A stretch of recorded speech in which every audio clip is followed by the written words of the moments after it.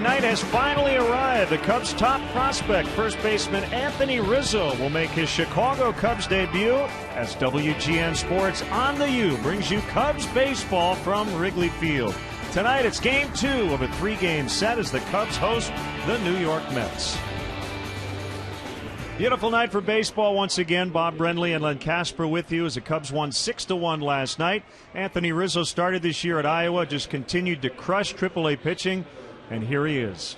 Well, I'll tell you, Len, you look at his last 2 years in AAA. Not only was he really good this year, he was really good last year as well. You combine those 2 seasons, 163 total games, 336 batting average with 49 bombs and 163 driven in. Probably not fair to expect that kind of production initially, but there's no question this guy is a linchpin of this lineup. A very poised Anthony Rizzo talked to the media for quite a while before the game, and he was asked about being the savior here, a label he had in San Diego last year. I was a savior last year too, and that's why I think it's also easier again this year to come up. And hopefully, this is just a building block in what's here to come in this city and the organization, and that's all I can say about that. I think there's a lot of good things to come, and hopefully maybe we can look back, and this is one of the first steps. Not only is Rizzo here, but in the lineup, hitting third, behind Starlin Castro and ahead of Alfonso Soriano. We'll have his Cub debut coming up next.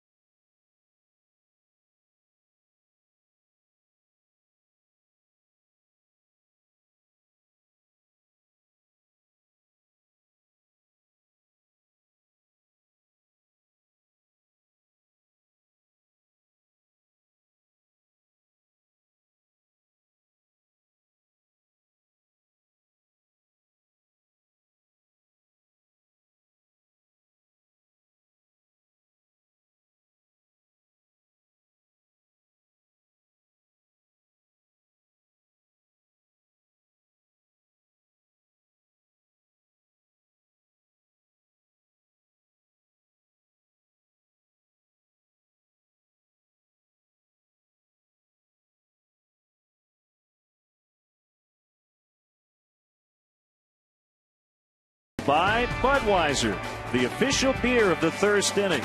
Great times are on deck. Grab some Buds. Pepsi Max, the official soft drink of Major League Baseball. 0 calories, maximum Pepsi taste. The Illinois Lottery. Do you believe in the power of possibility? The Illinois Lottery. Anything's possible. And by Ford, manufacturers of more fuel-efficient vehicles than any other brand. Check them out at your local Ford store or online at localfordstores.com.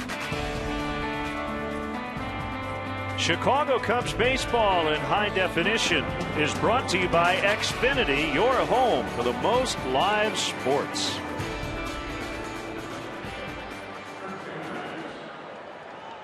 Now the Mets lineup, written out by manager Terry Collins. They've dropped 3 in a row. Kurt Neuenhuis will play center. Ruben Tejadas at short. David Wright leading the majors with a .358 average. Lucas Duda's in right. Ike Davis at first, Scott Hairston in left. Daniel Murphy plays second with Josh Tolley and Dylan G making up the battery. Let's quickly check out how the Cubs take the field defensively behind Randy Wells tonight. Brought to you by Pepsi Max, the official soft drink of Major League Baseball. 0 calories, maximum Pepsi taste. Soriano de Jesus Lajer across the outfield. Valbuena, Castro, Barney, and somebody over at first base named Anthony Rizzo. Doing the catching tonight, Steve Clevenger for right-hander Randy Wells. There's a strike. 1-1 the count on Neuenhuis. Wells with his second consecutive start in for Ryan Dempster. Needs to throw more strikes. Foul tip. Strike 2.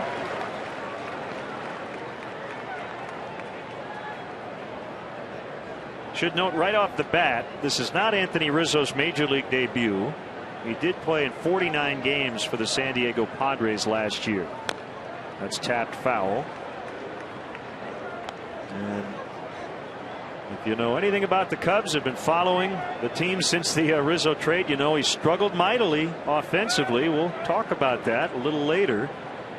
He hit just 141 with the Padres after doing so well at AAA.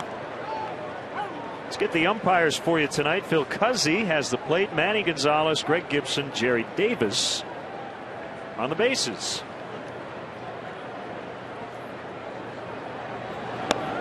Inside and a full count, 3-2. You know, Len, if you talk to the parents of Zach Cates or young Min Na, they would say that Anthony Rizzo and Andrew Cashner were throw-ins on that deal. They were the other two players involved. Right. Ball 4, and that's a leadoff walk. We'll start the game.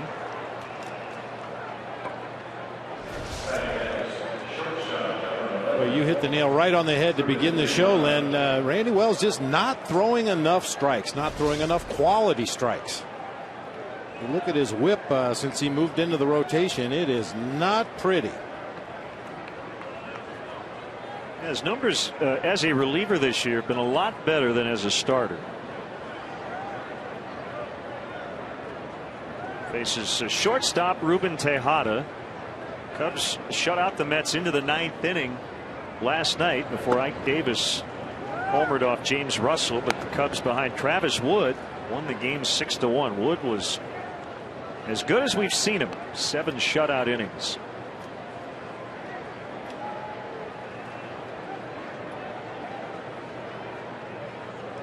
Neuenhuis takes off for second. The throw by Clevenger in time to get him.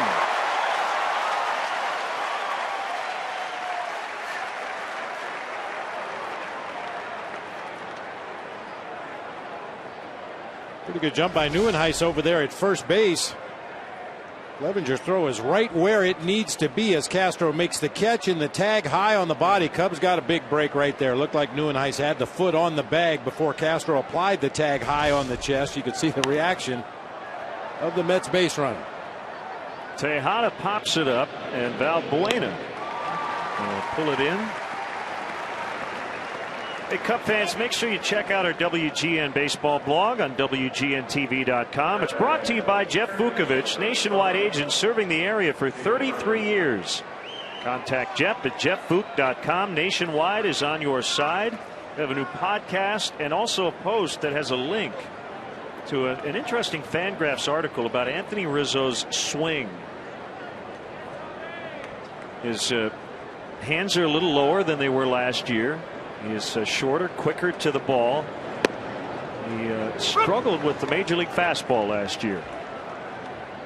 And he has tried to rectify that this year. And Bob, maybe that difficult time with the Padres might be a blessing in disguise as Wright dribbles one right to Rizzo, who will bat third when we come back to Wrigley Field.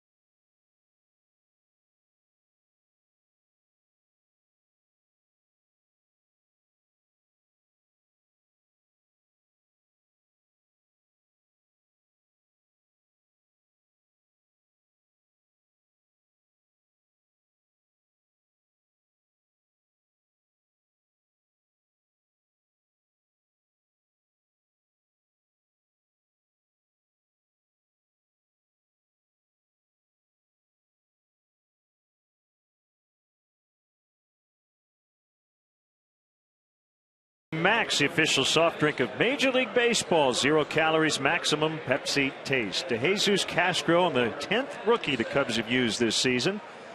Soriano, Laher, and Valbuena in the middle. Barney, Clevenger, and Wells rounding it out. Take a look at the Mets defensively tonight. Scott Hairston in left, Kirk Neuenhuis in center, Lucas Duda over in right field. It'll be David Wright, Ruben Tejada, Daniel Murphy, and Ike Davis third to first across the infield. Josh Tolley doing the catching tonight. Right-hander Dylan G. See his numbers on the season. He's been pretty good lately. 7 consecutive quality starts. He's held the opposing hitters to a 198 batting average over his last 7. Only other start at Wrigley Field. It was a win, rain shortened on May 25th of last year. 6 innings and technically a complete game, the only complete game of his career.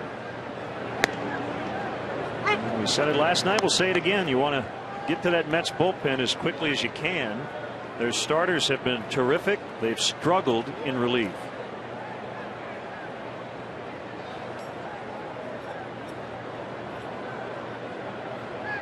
Comes the 0-1 to David DeJesus. That just about hit him. Typical 4-pitch mix from Dylan G. Fastball, changeup, slider, curveball. And you want to get him early. He's susceptible early in the game. Once he settles in, second and third time through the lineup, he's been pretty good.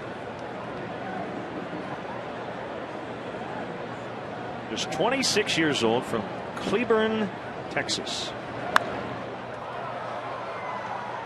Time to take a look at tonight's Mazda drive to victory, and what the Cubs need to do tonight is play team ball. Don't get caught up in the Anthony Rizzo hysteria that's going on here at Wrigley Field tonight. Everybody has to contribute. And for the Mets, gee whiz, I mentioned the numbers for Dylan G lately. He's been pretty good. Drive to victory is brought to you by your local Chicagoland Mazda dealer. See your Chicagoland Mazda dealer for a test drive today at driveamazda.com. You stay up all night thinking of that line? Gee whiz. It's too easy.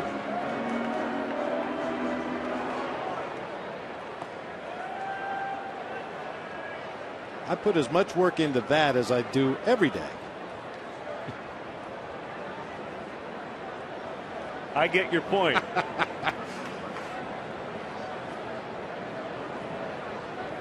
The 1-2 on the way, and DeJesus slaps one into center. You know, the other thing about Rizzo coming up and playing first base, it pushes Brian Laher to right and moves DeJesus to center. When you talk about different positions in the offensive production you hope to get, that should make the team better. DeJesus' numbers more indicative of a center fielder with the power hitting Laher and right. Traditionally, teams have gotten power from the corner outfield spots, the corner infield spots, occasionally from behind the plate. But yeah, you're absolutely right. Moving DeJesus to center field and comparing him to other center fielders in baseball, it's probably where he belongs. Starlin Castro swings and misses at a slider. 0 for 3 last night. He did walk, knocked in a run, scored a run.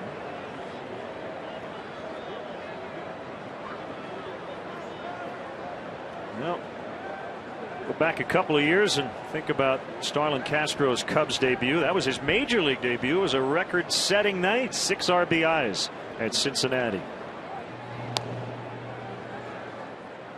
We'd love to hear from you via email at lennonbob@tribune.com. And you can follow us on Facebook and Twitter as well. So you keep in touch.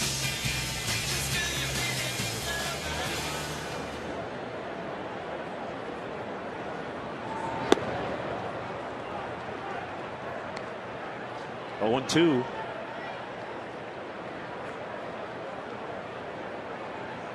Starlin was asking Phil Cuzzy if that was a strike. I'm guessing Cuzzy said, only because you swung at it.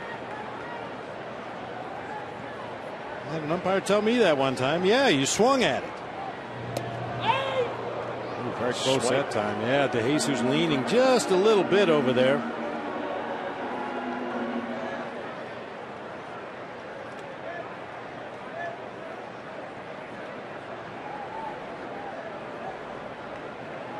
There you see our Xfinity pitch tracks. Was not a strike. Ball is going to hold up as Nieuwenhuis makes a catch for the first out. First baseman number 44, Anthony Rizzo.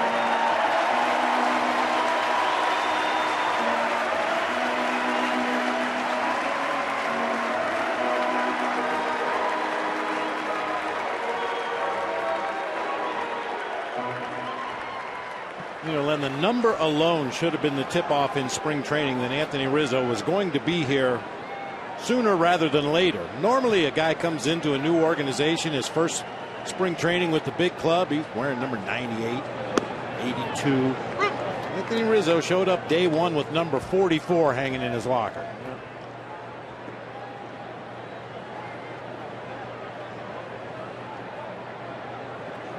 And Hammer and Hank once wore that number.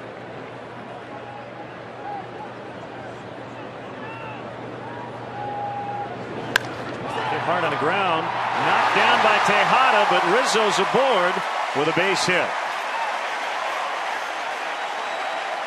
Oh, an error. Wow, well, that ball was hit hard. I thought it might be a hit, and the crowd not liking the call by Bob Rosenberg in the press box.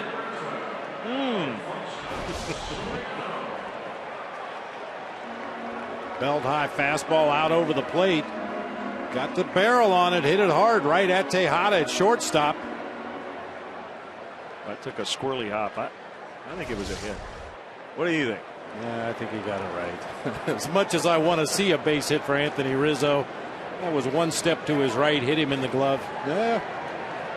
The pressure got to Bob Rosenberg. He just changed it. It is a hit.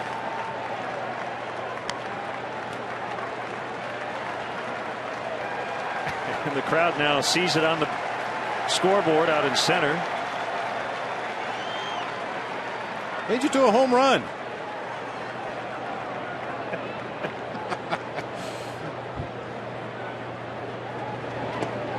Big swing and a miss. Let's get to know Anthony Rizzo. Born in Fort Lauderdale, Florida. This is his first big league game since the end of last year against the Cubs. And he actually faced Andrew Kashner, a guy he was traded for in his previous major league at bat, and a great comeback story. Diagnosed with limited stage classical Hodgkin's lymphoma in 2008. He missed most of that year. When he was having a great year that particular season before being shut down after 21 games. He was hitting .373 in Greenville. That's Class A ball.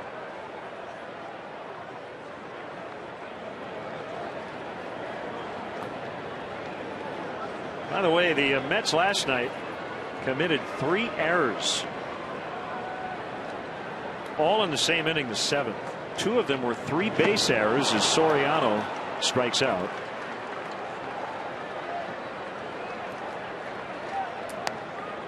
Two down, and it will bring up Brian LaHare.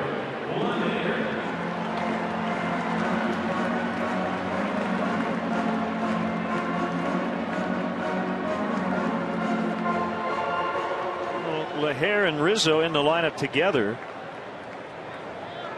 Shared a lot of reps at first base in spring training, even though going in, LaHare was basically told it was his job to lose in terms of the opening day assignment, and that Rizzo would start at AAA.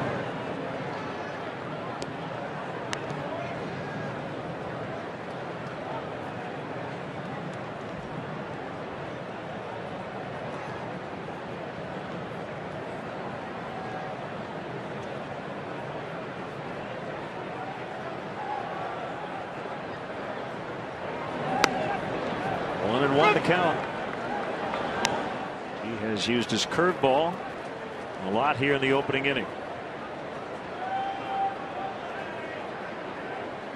In previous starts this season, the changeup has been his go-to off-speed pitch, but we talk about it all the time. On a given night, a pitcher has a better feel for one pitch over another.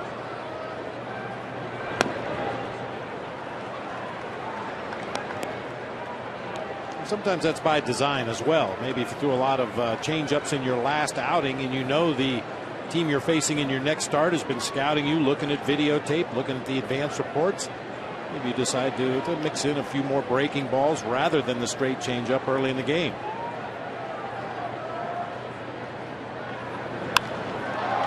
Left field. Hairston will get to the spot to end the inning. Anthony Rizzo 1 for 1 as a Cub with an infield hit. The Cubs fail to score.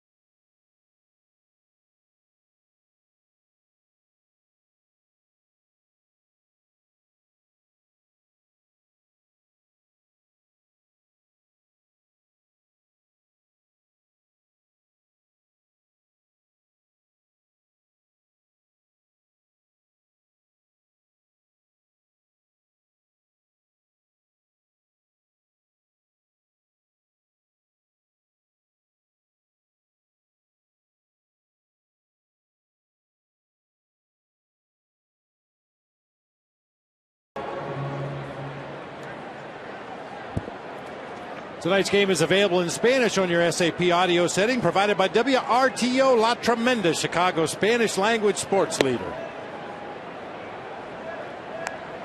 1-0 on Lucas Duda, the Mets cleanup hitter. Ike Davis, Scott Hairston to follow against Randy Wells. Sinker misses low and outside. 2-0 to Duda.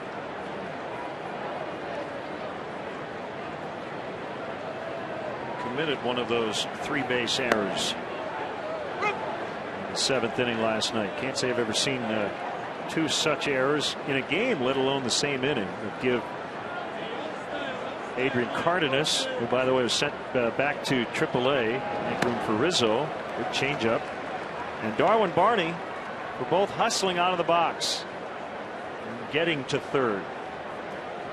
A little bit tougher play for Lucas Duda. He had a long way to run to get to the ball that he kicked into foul territory. Lined right to Rizzo.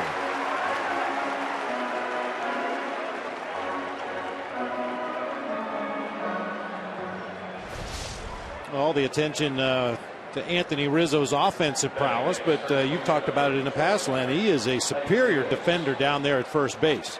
Not really tested much on this head-high line drive, but what we saw down in the Cactus League, he covers a lot of ground for a first baseman. Very soft hands, picks the ball out of the dirt extremely well.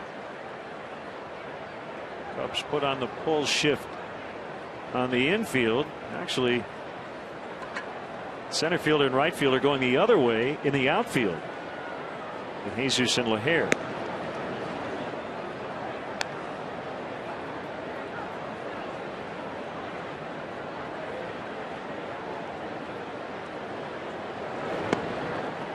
Change up, swing and a miss.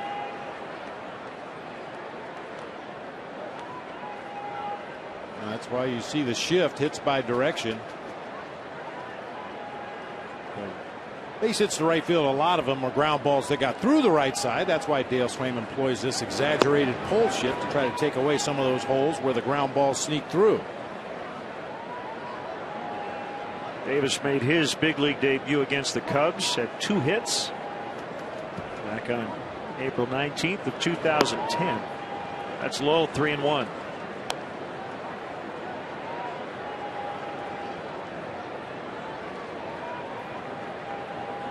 And similar height for Ike Davis when he made his debut. He has been a star player at every level, international competition. Big time offensive player. His career has kind of been short circuited by injuries, especially that broken ankle he suffered last year. Well, he's 3 for his last 19, but all 3 of those hits have been home runs. Popped into short left center. It's going to be Valbuena, the third baseman, calling off Starlin Castro. Watch the Cubs take on the Mets tomorrow at 1:20 here at Wrigley Field. Be sure to arrive early. The first 10,000 fans will receive a Cubs picture frame, compliments of Canon. For more information and to purchase tickets, visit Cubs.com. Good matchup on the mound. John Neese and Jeff Samardzija.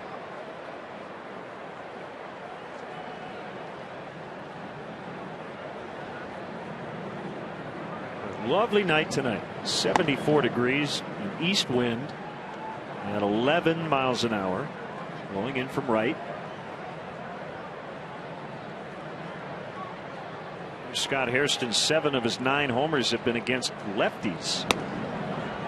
They overshift to the left on the infield and the outfield against Hairston. He's a pull hitter. No doubt about it. Wants to hit that ball in the air to left field. A little bit of lift in his swing as he pulls that one into left for the Mets' first hit.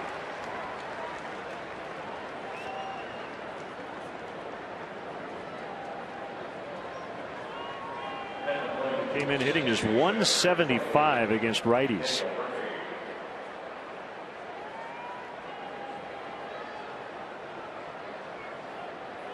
And now Daniel Murphy, the second baseman.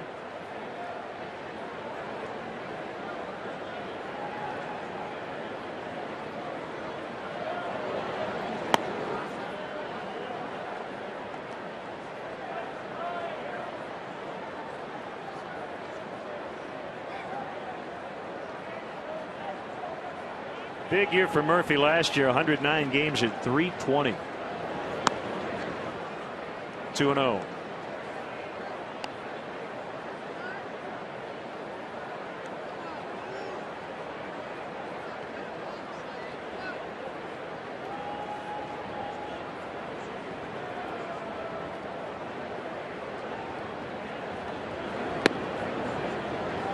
It's at the knees for a strike.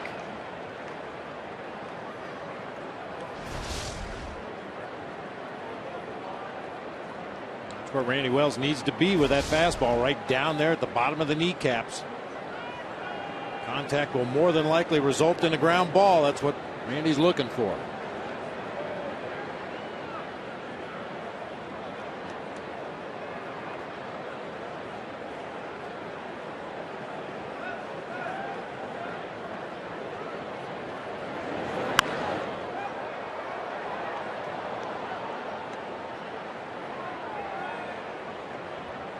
Mets are hanging in there right now, 39 and 35. Tied with the Braves for second in the National League East.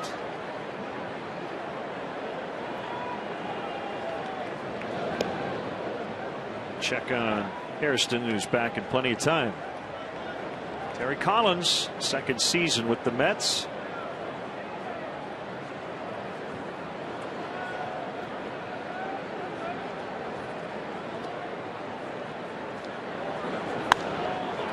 That'll get down and right as Hairston will have to hold.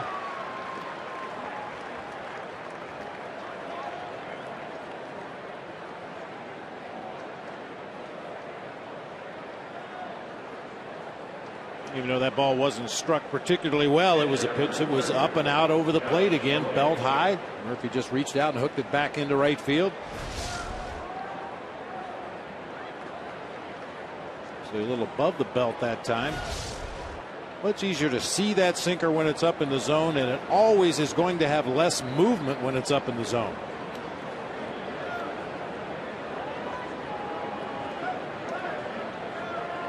Brings up Josh Tolley, the catcher. He swings away, and it's a foul pop. Valbuena will not have a play. Josh Tolley from Breeze, Illinois. Randy Wells from Belleville, not too far from St. Louis, and they have worked out together during the offseason.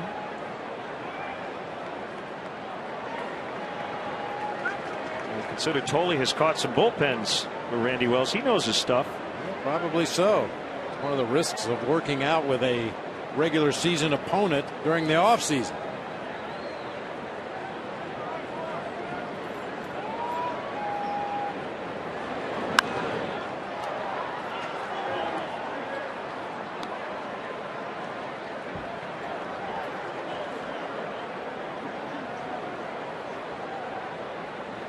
Back-to-back two-out singles for the Mets here in the second.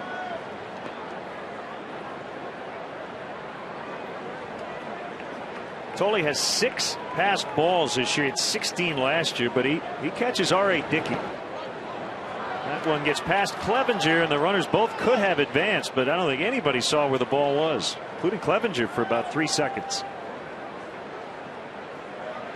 You really have to take those pass ball numbers into consideration. The pitchers that a guy is catching on the staff. We talked about it with R.A. Dickey the other day. There was an article in the New York Times this past Sunday about Dickey, and it talked about. Oh, geez, now I'm blanking on his name. It'll come to me. Okay. Catching for the Texas. Gino Petralli. Gino Petralli, yeah. Yeah, catching Charlie Huff down in Texas. Had 35 pass balls one season. 32 of those came with the knuckleballer on the mound. Well, how about Dickey? 105 innings, has 1 wild pitch, only 24 walks. If the season ended today, R.A. Dickey would win the Cy Young. Cubs will not face him in this series.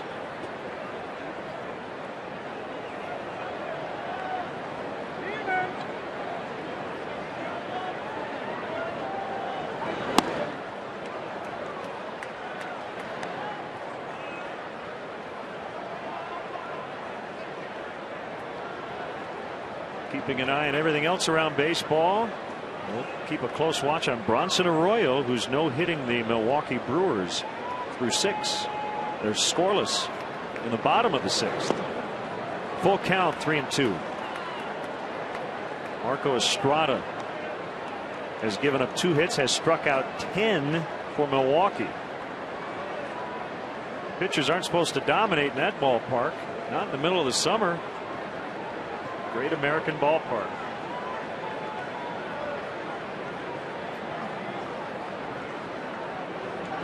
Runners go, and a base hit into right, and the Mets will grab an early lead. Josh Tolley knocks in Scott Hairston. So a 2-out rally for the Mets. 3 consecutive hits.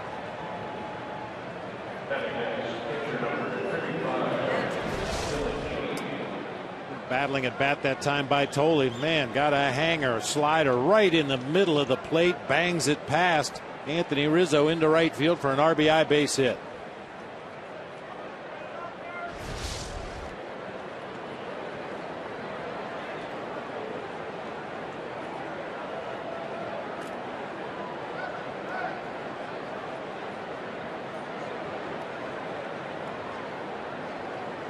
Here is the pitcher, Dylan G. He looks at a strike.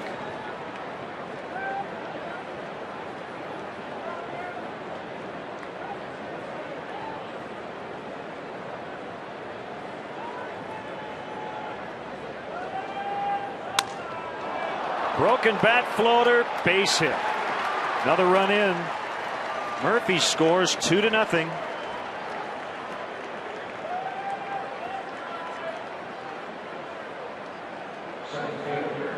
Those are frustrating. Break a guy's bat, and he picks up an RBI hit. And for G, that's his 6th career RBI. And the barrel of that bat went whistling down the third baseline. Daniel Murphy was watching the flight of the ball, very reminiscent of Tyler Colvin getting hit in the chest down in Florida with the barrel of a broken bat. Well, that one's a little different than some of the other ones, but Cubs are giving up way too many hits to opposing pitchers. And 2 out runs are no surprise for the Mets. They lead the majors this year with 162. Now you can add to that 164 2 out runs this season.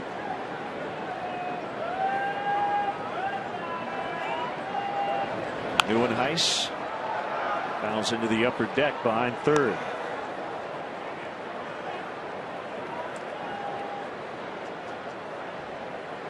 He walked, but then was caught stealing to start the game.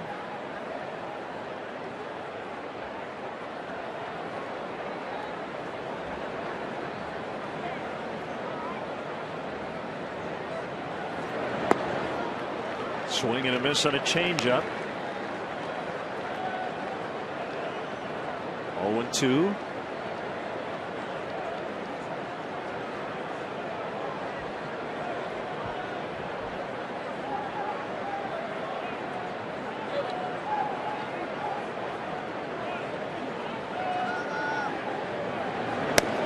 Swing and a miss on a fastball for his first strikeout, but 4 consecutive 2 out hits, and the Mets take a 2-0 lead.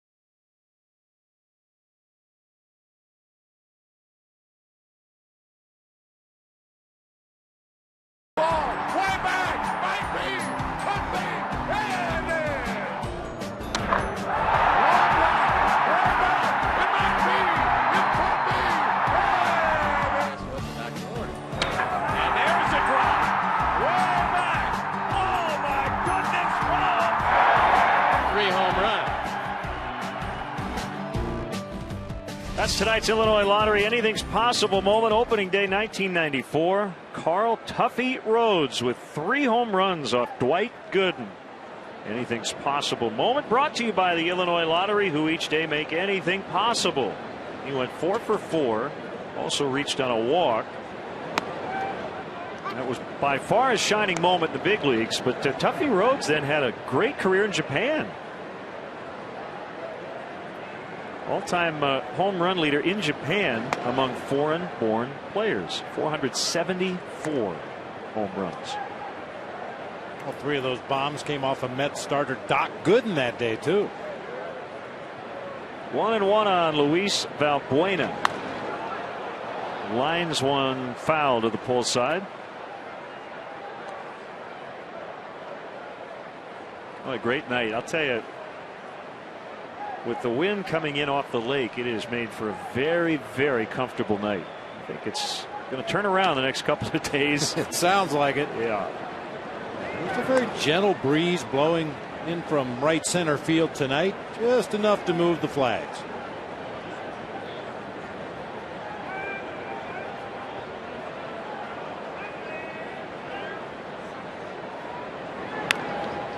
A bouncer backhanded by Wright from foul territory cannot get Valbuena. Good effort by David Wright. And good hustle by Valbuena as he legs out an infield hit. That's where the shift will hurt you sometimes. Wright playing well off the bag at third. Had to get fully extended to get to that ground ball right down the third base line. And Valbuena able to leg it out.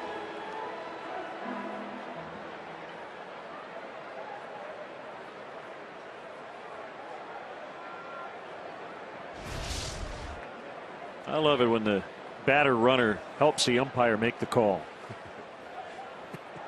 I've been known to help a little bit up here myself. Have you ever seen a guy pass first base and go and give the outside? No. He got me. No.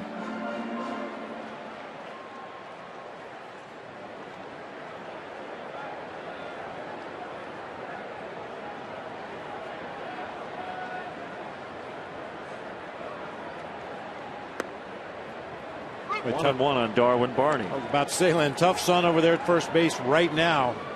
Luis Valbuena, as he took his lead off the bag, had to hold his hand up to shield his eyes from the sun so he could see the pitcher on the mound. That's what he's looking right back into.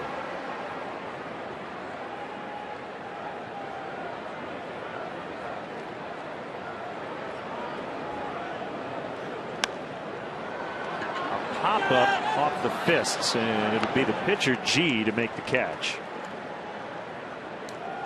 Hey, Cubs fans, if you want to manage a game along with Dale Swaim, log on to WGNTV.com right now and click on the WGN Sports Game Zone banner to connect to all the up-to-the-minute stats and information while you're watching at home.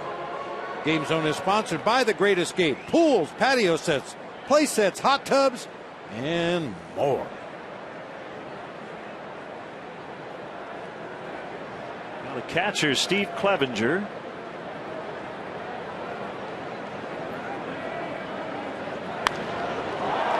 Fly ball to center field. Neuenhuis sidestepping, making the catch, and getting it back in quickly.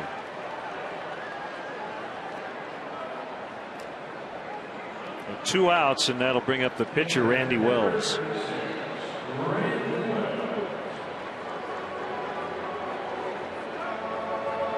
Well, the Reds getting 3 runs on a Jay Bruce home run in the bottom of the 6th. So they're now in the top of the 7th. Bronson Arroyo no hitting the Brewers through 6.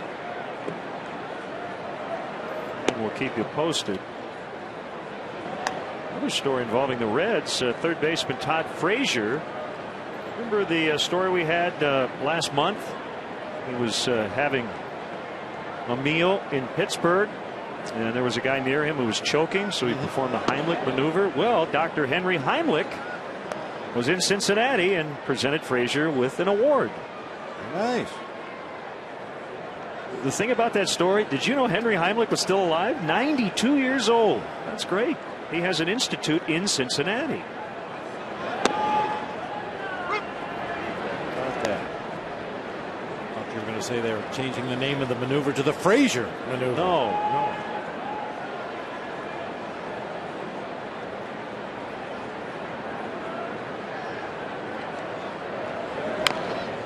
Wells bounces foul.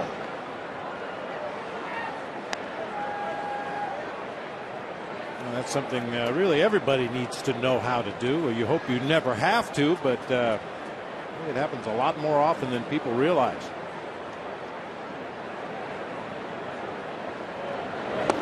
Swing and a miss to end the inning. Second strikeout for G, who has a 2-0 lead after 2.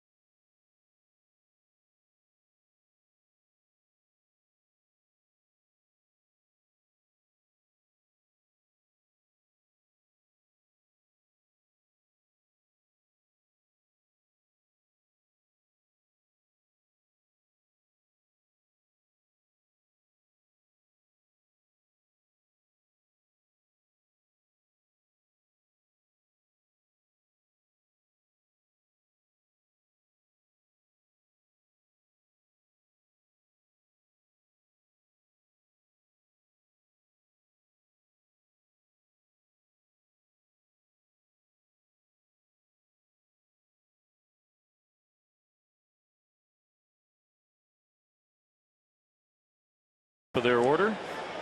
And great to have with us in the booth Bruce Dumont, the president founder of the Museum of Broadcast Communications in downtown Chicago. Great to see you, Bruce. Nice to be here. A great night for baseball. Absolutely. And tell us about the museum. We got a re-grand opening. Yes, we had a reopening last week with Betty White and Hugh Downs and John Mahoney. And it's a National Broadcast Museum based in Chicago. Tells the story of the history of both radio and television. Of course, all the great people from Chicago and the great stations like WGN that have created so many magic moments for everybody. Here's the 0-1 to Tejada. Now, Bruce, did Betty White behave herself? I know she can get a little ornery once in a while. She did. We had to calm her down a little bit. But when some of the young pages went by, she took advantage of her age. Here's a 1-1 swing and a miss. I think now is a great time to really revisit television's history because of the incredible change in technology. Yes, and I think it is an important point, and literally next month, Len, it is going to be the 50th anniversary of Telstar. And one of the memorable, indelible moments of that transatlantic broadcast was right here from Wrigley Field, with Jack Brickhouse welcoming all of the world to see Johnny Callison hit a double down the right field line. Well, we did a 60th anniversary broadcast back in 2008, and we had camera positions used in 1948, and it did not include the one you're looking at right now. The center field camera didn't really exist back then. I think baseball fans are happy that it does now. To give you a good look at the pitches. Right. And the museum has some of those memorable moments in a variety of areas, including sports. The great job that WGN has done since 1948.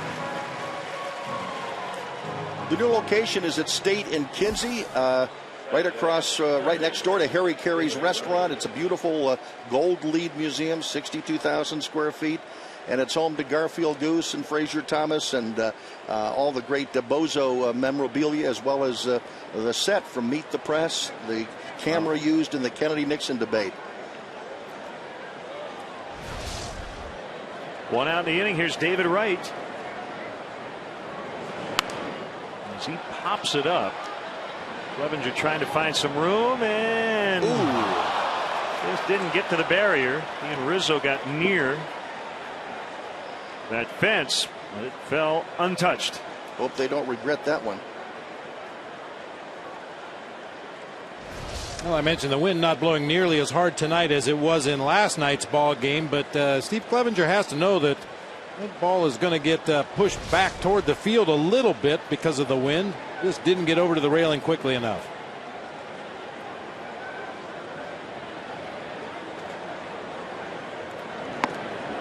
So we want to encourage everybody to go to museum.tv.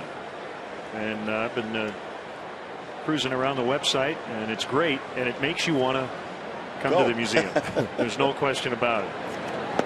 Big swing and a miss. One of our prized possessions is the chair made from Louisville Sluggers for Jack Brickhouse's 5,000th broadcast. Wow. We have that, and we have that gawky brown WGN sports jackets that they used to wear in the 70s.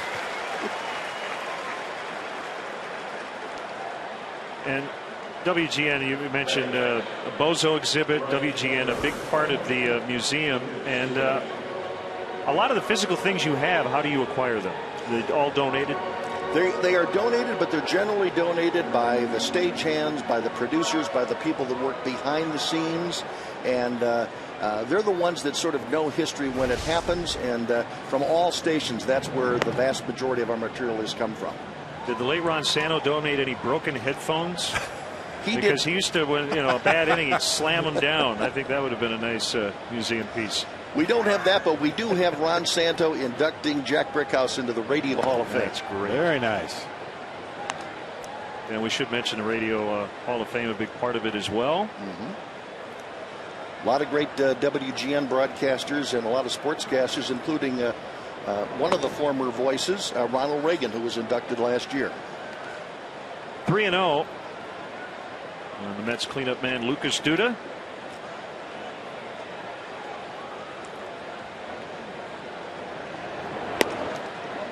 And that is ball 4 as the inning continues.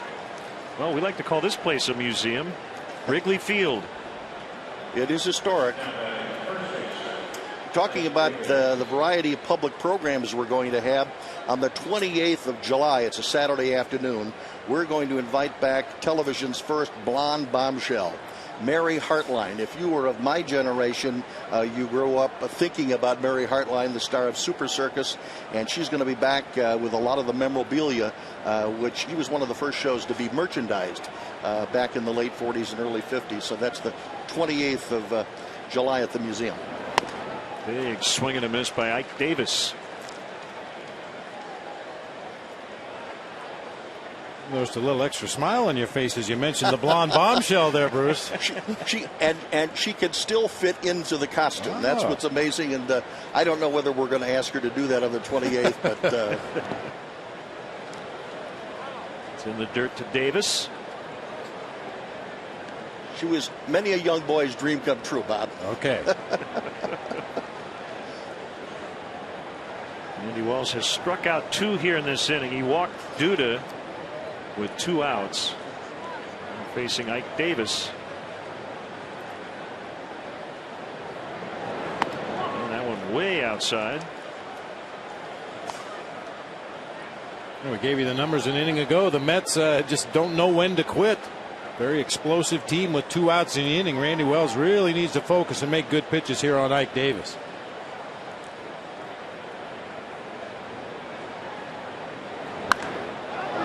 That's trouble into the right field corner. LaHare will pick it up, and Tim Tuffle was going to send the runner, but Duda stopped. Wow. That is a huge break for the Cubs. Lucas Duda just decided to stop, even though his third base coach was trying to send him to the plate. Yeah. You know, and I happened to glance down at Tuffle as I saw that ball headed back to the infield, and he gave a very late send sign to Lucas Duda. That doesn't excuse it. Duda, his job as a runner is to keep going until that coach tells you to stop. But it was a very late wave home from the third base coach, Tim Tuffle. Yeah, he could have walked home. That ball hit like a bullet down into the right field corner. Fortunately, Davis didn't get any air underneath that ball. LaHare got to it as quickly as he could. Relay throw to Barney, and then the relay throw on to home. No runner. So second and third with 2 outs, and low to Scott Hairston.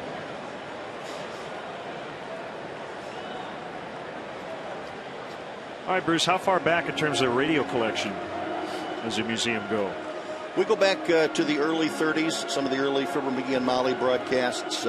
Television goes back to about 1948 with some WGN and things from WBKB television. And some of that Super Circus material we talked about. I should mention we're open Tuesday through Saturday from 10 in the morning till 5 at night. Excellent. Well, I will be down there at some point very soon. My interest is piqued for sure. Not as a relic, as a contemporary broadcaster. No, I don't want to be a part of the museum just yet. The Don Cardwell no-hitter, right? Ernie Banks, home run number 500. Of all the clips, Ernie Banks' 500th home run still sends shivers through my spine. That's the one that really gets it, because it goes back to my childhood, and I remember Jack's call of it. That and the blonde bombshell. 2 things, yes, two things I remember. Maybe a couple more, but that's about it. Oh, there we go. There it is. Oh yeah. The camera's going to go in and out here a little bit. There you go. Shot home run for number 500. 3-1 now on Hairston. Well, Randy Wells is a little trouble here getting that third out. He got the first 2 in the second. But then the Mets came up with 4 consecutive singles. He struck out Tejada in right here in the third, but then walked Duda. Davis doubled. And now he's 3-1 on Scott Hairston. And he takes that one for ball 4 to load him up. Bruce Dumont, thanks for stopping by. And again, go to museum.tv, the Museum of Broadcast Communications, and make sure you check it out in downtown Chicago. Thanks for stopping by, Bruce. Thank you very much, Bob. Nice meeting you. Bruce. Nice to meet you, too. So Randy Wells now in a bases loaded jam with 2 outs.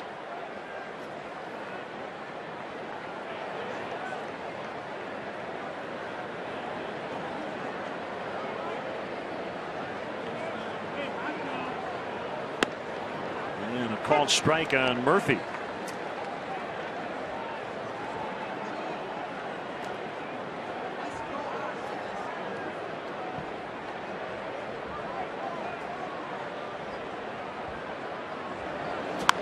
It's fouled off. Well, Bob, one thing I was thinking on that Davis double.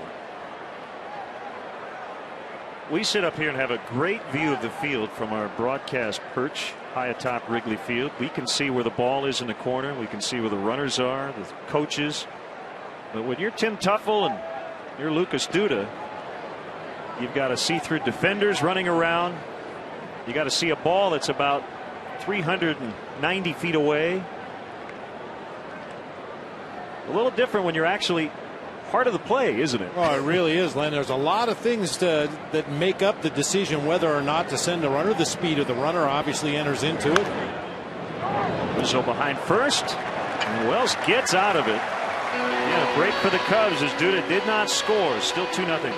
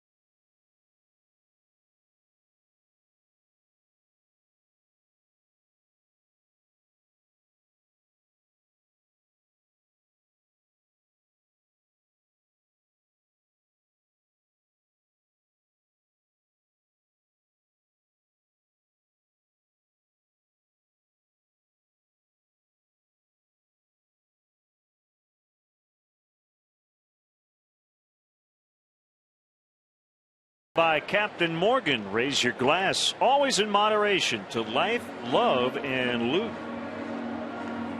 Arnie Friedrich and members of the Chicago Fire professional soccer team will handle the stretch tonight.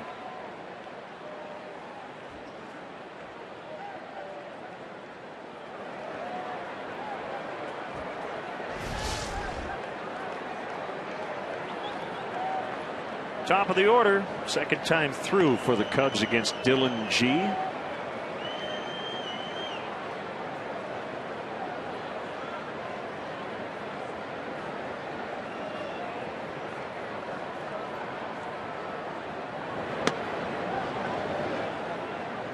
I was talking about the Mets starters.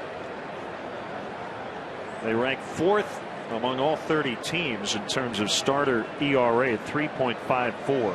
And since May 20th, you go back a little over a month, they have 4 starters in the top 25 in ERA in the National League. R.A. Dickey is first, 0.99. Neese is 8. G 21st, and Santana, Johan Santana, 24th. It will always give you a chance to win. Not necessarily the case with the Mets bullpen, but those top 4 starters have done their job. Ripped into right. And David DeJesus is 2 for 2. Well, David DeJesus has really benefited from the addition of Anthony Rizzo into the lineup.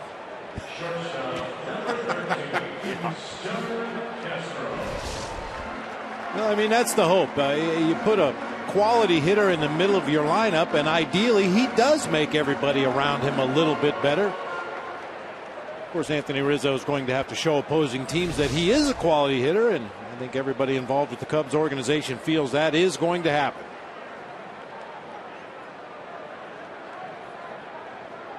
Just talking with general manager Jed Hoyer, who knows Rizzo as well as anybody.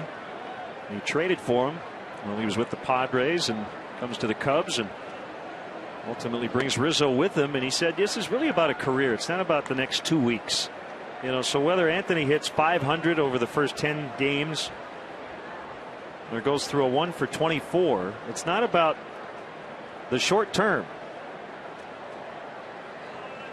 Sometimes hard to remember that. We all struggle with that. Dale Swaim even talked about it last night after the game about how everybody in this game, we all do it. You look at spring training and you start to make determinations. This guy can play, this guy can't play. This pitcher can't pitch, this guy can. I mean, think about the Travis Wood deal, Sean Marshall. If you based it on spring training, everybody says one of the worst deals the Cubs have made in the last 20 years. Well, take a breath. It takes time. That's why the draft is frustrating to evaluate, because it takes forever. I mean, right now, really, Bob, we should be evaluating the 06, 07, 08 drafts, not the 2012 draft. 3-0 on Castro. Baseball is obviously a hugely different sport in that respect. You think of the NBA and the NFL, guys that are high draft picks are usually starting for their teams the next season. In baseball, it generally takes some time for guys to get their legs underneath them, get used to the grind of playing every day as opposed to 3 or 4 days a week. Learn your own strengths and weaknesses. The competition is obviously much better than you've ever seen at any level. Wow. That's a pitch every pitcher wants, but normally doesn't get. 3-0. 3-0. Yep. Automatic strike. If it's close to the zone, most major league umpires will give the benefit of the doubt to the pitcher.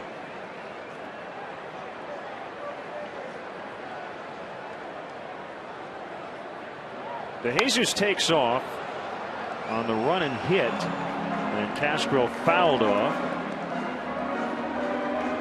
Want to see a Cubs game from the front row here at Wrigley Field? Now you can. Visit Cubs.com.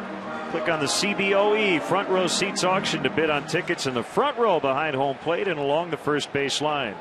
Front row seats will be auctioned off to every game all season long. Don't miss your chance. Go to Cubs.com and check out the CBOE front row seats auction today. Jesus will go again on the 3-2, low and away, ball 4. So Starlin Castro, who last night took his first walk in 3 weeks, has walked in back-to-back contests, and it brings up Rizzo with 2 on and nobody out. You know, and as hard as this may be to believe for Cubs fans out there, if Starlin Castro can continue to be patient, get those 3-1 counts, 3-2 counts, more predictable fastball counts, he could even be a better hitter than he's shown up to this point. Dan Warthen, the Mets pitching coach, is out. The no-hitter over, by the way, for Bronson Arroyo. Gave up a double to Taylor Green with 1 out in the 8th, and actually the Brewers have now scored twice, 3-2.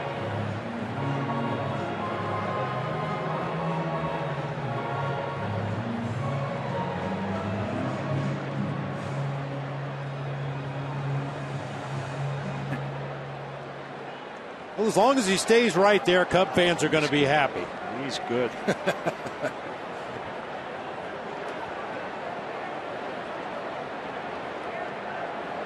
have to think he'll get a good pitch to hit at some point in this at bat. Ball 1 outside. And Rizzo has definitely made adjustments since we saw him down in the Cactus League, carrying his hands much lower now, standing even more upright than he was down in spring training. A little more direct line to the baseball when you carry your hands that low.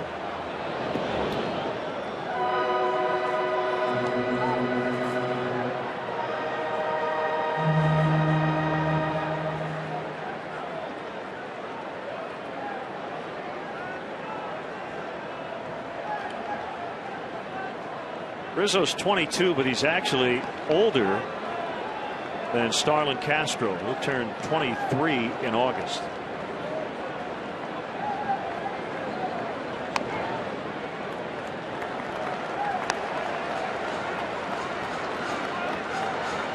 Oh, yeah. Those counts in your favor. That's the real benefit of having a great eye for the strike zone, is putting yourself in those counts where the pitcher becomes more vulnerable, where you can really take aggressive swings. I had a chase to bad one that time. Like a changeup down from Dylan G. A really good pitch for him. A lot of late movement. Rizzo just able to get a piece. He did comment that spending a few extra weeks at AAA was beneficial. Felt like he was still getting away with stuff at AAA that he won't get away with here. 2-2 to first. And Davis steps on the bag, second and third. Now with one out, so he wanted to do some damage. He didn't, but he did put two in scoring position, and those are the tying runs.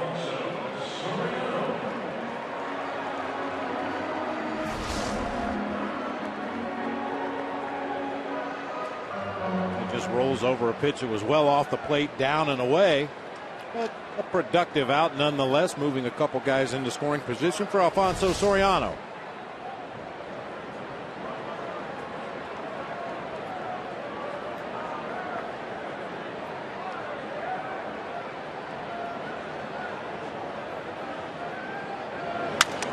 Broken bat roller will get a run in as Soriano grounds out to Murphy. De Jesus in, it's 2-1.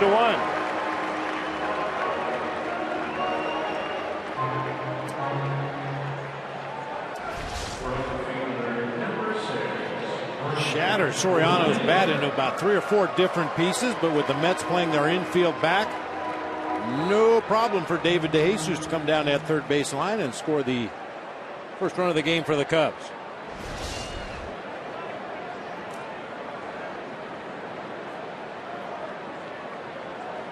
Alaher with Castro at third. 2 outs in the inning and ball 1 outside.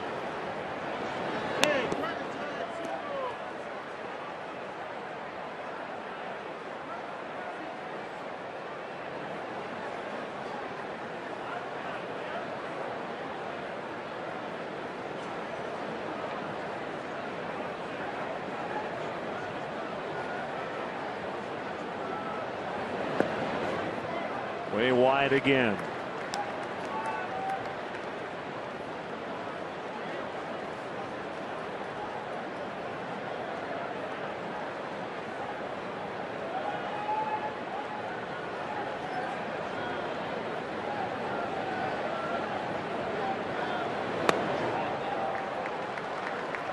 Missing badly here in this sequence. 3-0. Will all 3 even show up on pitch tracks? Barely. Getting up there into our Xfinity banner.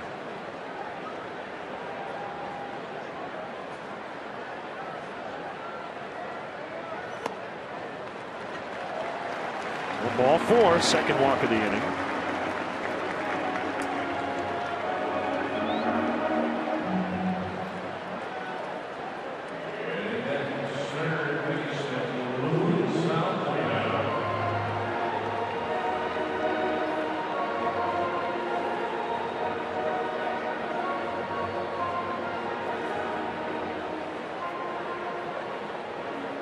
Kid's got your initials on his back. I told you before, I had 3 thoughts about either purchasing or perhaps otherwise acquiring one of those Bat Boy jerseys from every team. I thought that'd be pretty cool. Have BB on the back of every jersey in the National League.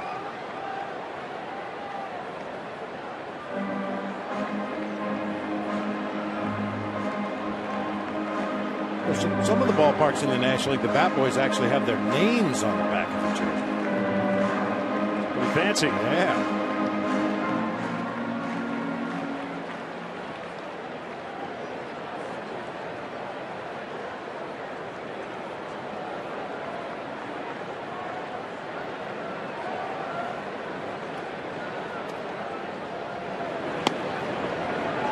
Pitcher strike there. Snaps a string of 5 consecutive bad ones from G.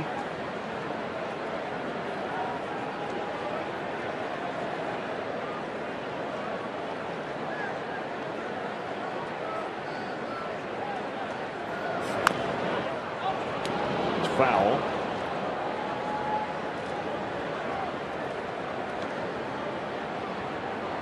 G's from Texas, went to the University of Texas at Arlington. And the Mets took him in the 21st round in the 2007 draft.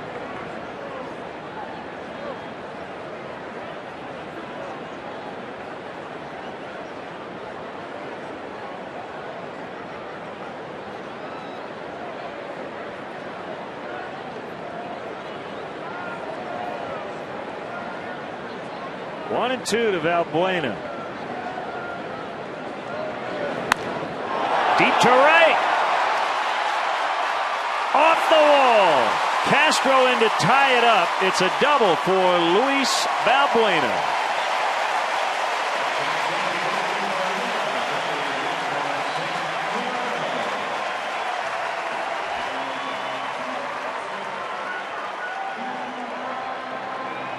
Hit like a bullet. This is going to be our Nissan drive of the game. Luis Valbuena gets a fastball up and in. Oh, for a little bit more elevation. That ball hit high off the vines out there in straightaway right field.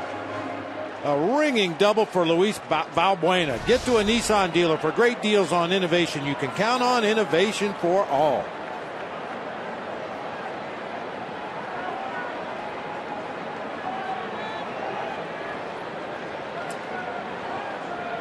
Chance to grab the lead now. 2 more in scoring position, and Barney swings and misses.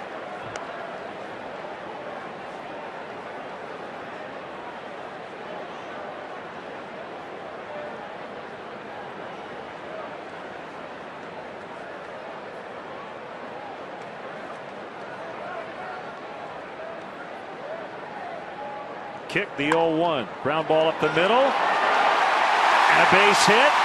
1 in, throw goes to third. They're going to get Valbuena as he slipped rounding the bag. The first run counts. LaHare in to make it 3-2 as the inning comes to an end.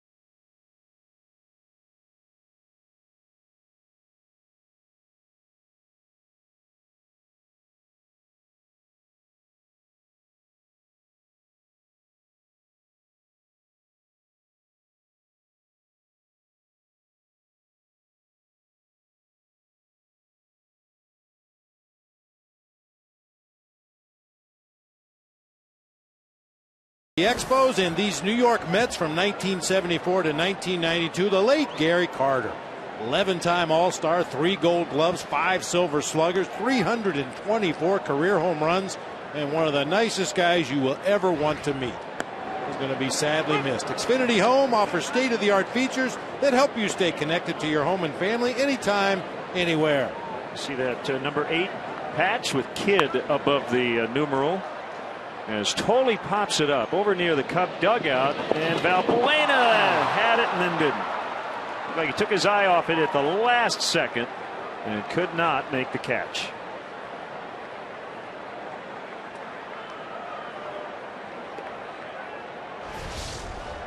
The biggest challenge for any fielder, Len, you can see that railing hits him just below waist level, and you know if you have to lean too far over that railing, you're going to end up head over heels into that dugout. Valbuena had a beat on it, just couldn't catch it.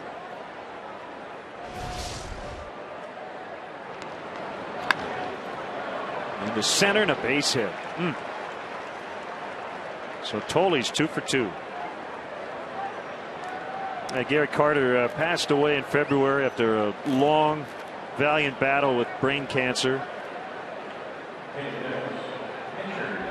It's a huge part of the '86 champion Mets. Was the All-Star starting catcher on the '84 NL squad. Bob was a member of that team. And one of the greatest Expos ever. Starting in 1974.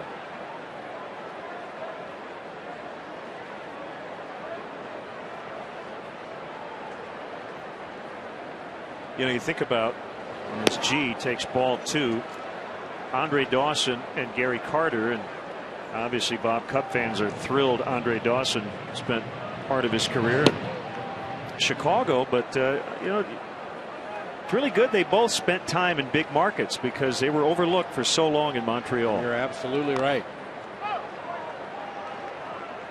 That happened to a lot of great players north of the border, both in Montreal and in Toronto for that matter. Yep.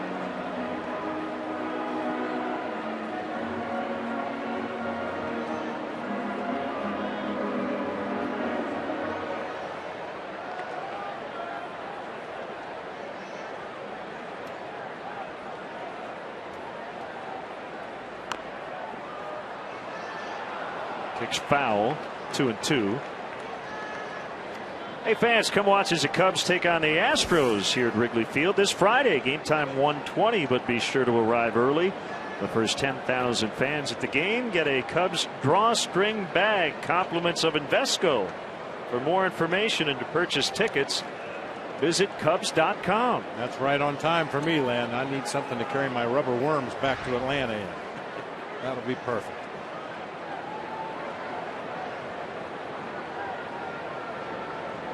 We'll let that comment hang there for a while. G pulled the bat back, 3-2. Fishing. Well, I know that. Artificial rubber fishing worms. I thought you were an authentic guy. I mean, this gets into the real or fake Christmas tree discussion. You don't want to harm any worms? No. The making of this documentary? Not at all. Okay. Ball 4. Another, man. Cardinals sin there, walking the pitcher who's trying to give you an out. So 2 on, nobody out. Wells victimized by the dropped foul pop, but then walking G. And here comes Dale Swain. He's got Scott Maine loosening. And he's going to ask for the southpaw.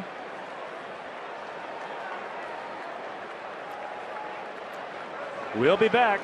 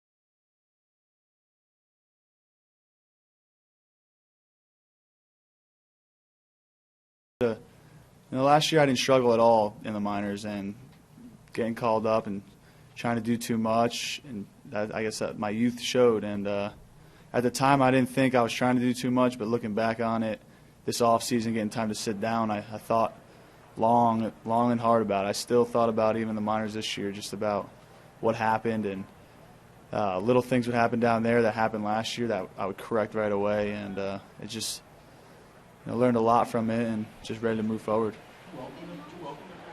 See what's possible with AT&T U-verse high-speed internet. AT&T, rethink possible. Kurt Neuenhuis showing bunt against Scott Main. It's going to be a bullpen night tonight. He comes on with nobody out. Cubs clinging to a 3-2 lead in the fourth.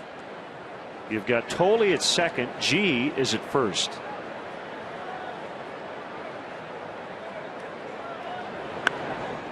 Pretty hard bunt, but Maine only has one play, and he gets the out at first. And Barney covering.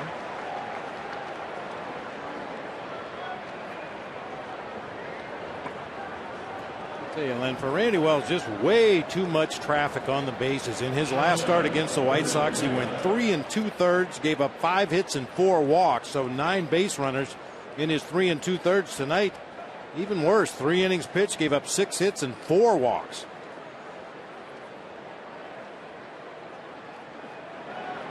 That's left 5 on base in the second and third combined. Wells leaves with the lead but can't get the win. Ruben Tejada. Ball 1.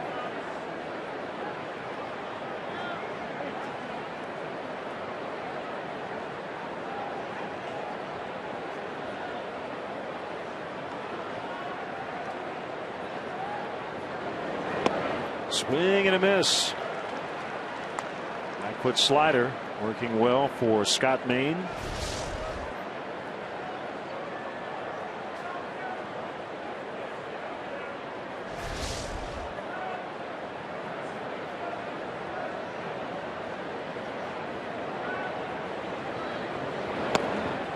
How about Carlos Zambrano's line tonight for the Miami Marlins?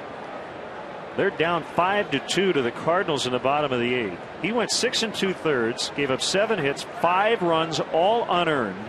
He walked 5, struck out 5. The Marlins with 2 errors. He's made 1 through 125 pitches in that game. Left field, but it's going to be foul. Marlins continue to struggle. Cardinals came back late and beat them in extras last night 8-7. So the Fish have dropped 16 of their last 19. And trailing again late. And judging from some of Ozzy's post-game comments recently, you get the feeling that he is very near an eruption of Mount St. Ozzy. We've had team meetings, one conducted by the owner, Jeffrey Loria. Well, one thing about that team, it's not going to be boring. No. Full count, 3-2.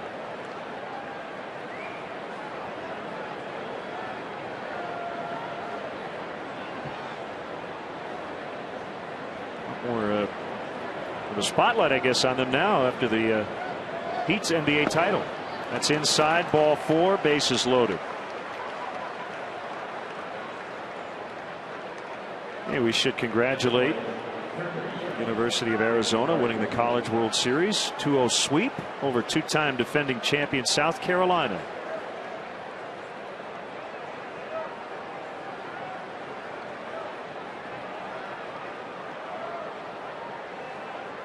Well, not the situation the Cubs wanted to be in, facing the Major League's leading hitter David Wright with the bases loaded.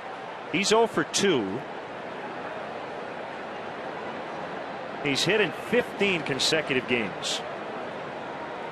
0 for 3 in these situations so far this season. And ball 1. Patient hitter.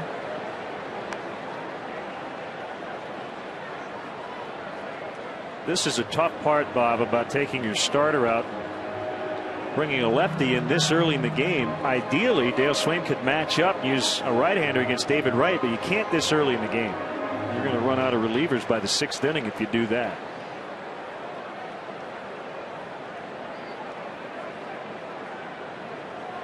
And with that in mind, nobody up right now in the Cubs pen. Scott Maine has to get out of this inning.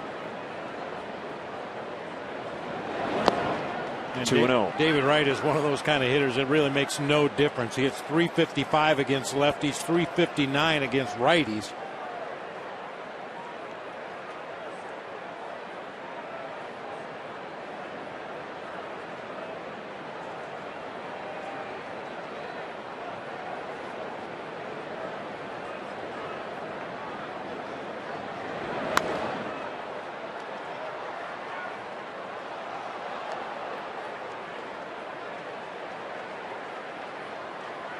David Wright's moved his hands a little bit lower. Talked to him yesterday about his mechanics. He said the key is just be on time. Says I've learned not to mess too much with my mechanics during a slump. Just keep a solid base and work from there. Young hitters tend to overreact to slumps. Lined and caught on the leap. Whew. Brian LaHare with a catch. It'll be a sac fly for Wright. As Tolley scores, it's 3-3.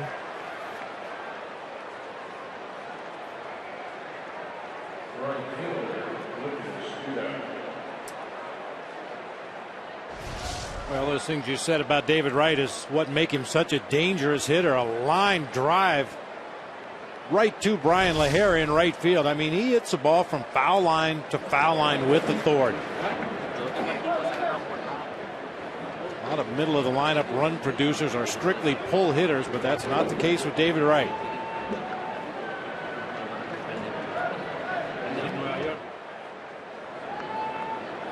Here's Duda.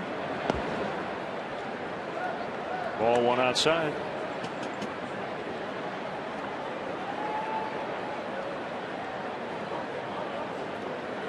The Mets are not a home run hitting team. They'll hit doubles, they walk. That's how they produce their runs.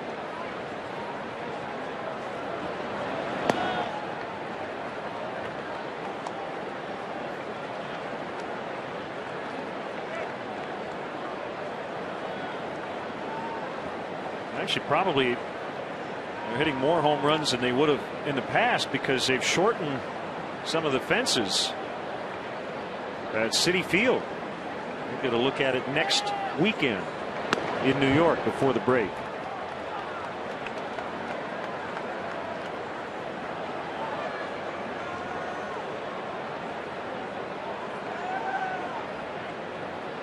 Citi Field played so big in its first couple of years, there was some thought that the Mets were going to have to really reconsider the kind of team that they put on the field.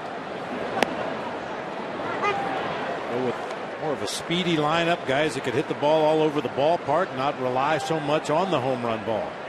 Did you know in the first 3 years of that ballpark's history, 09, 10, and 11, the Mets did not get a home run to the opposite field from a left-handed batter? Kirk Neuenhuis this year, the first Met to do that. That's hard to believe. And that ballpark played extremely large. I mean, it was tough enough to pull a ball out of that ballpark, but to go opposite field was, as you said, basically impossible. It was in the 4,155th at bat by a Mets left-handed hitter on April 20th of this year. Runners go on the 3-2 ground ball up the middle. Castro, however, was shaded that way. Takes away a hit from Duda. Keeps the game tied. They get one to knot it up. It's 3-3.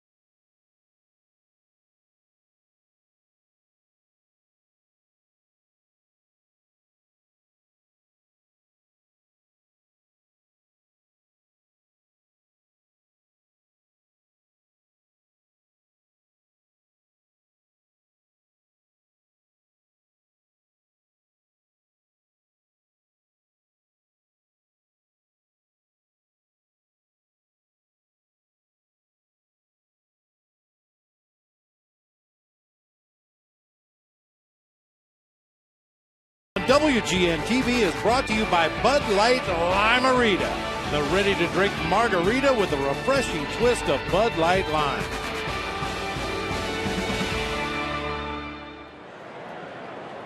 (3-3) the score as we get into the Cubs' fourth. Cubs already into their bullpen.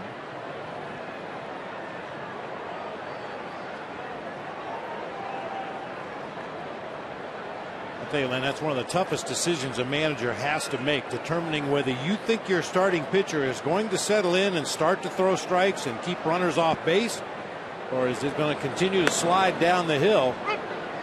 He'll swing tonight at seen enough and goes to his bullpen early. Well, the other thing was Randy Wells had thrown 79 pitches to get 9 outs. 0-2 to Clevenger.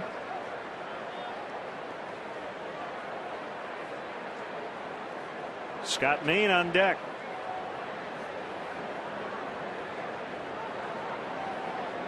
I believe Scott Main's ever hit in the big leagues.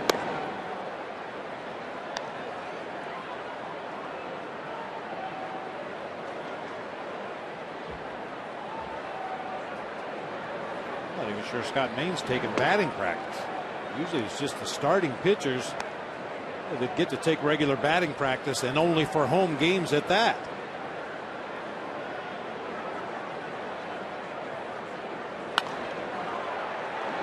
Hop will knock down. Murphy will throw late. It's a hit for Clevenger.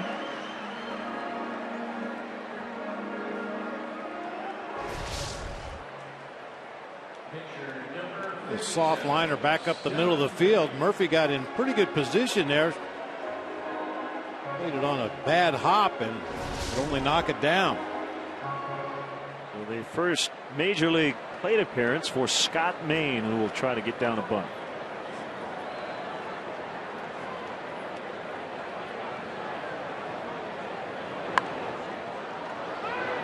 Just foul.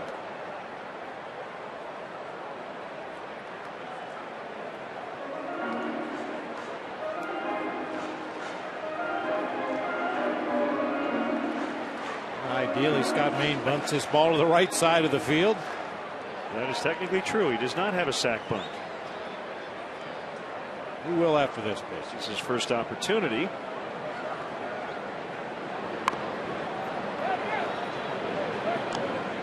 One also foul.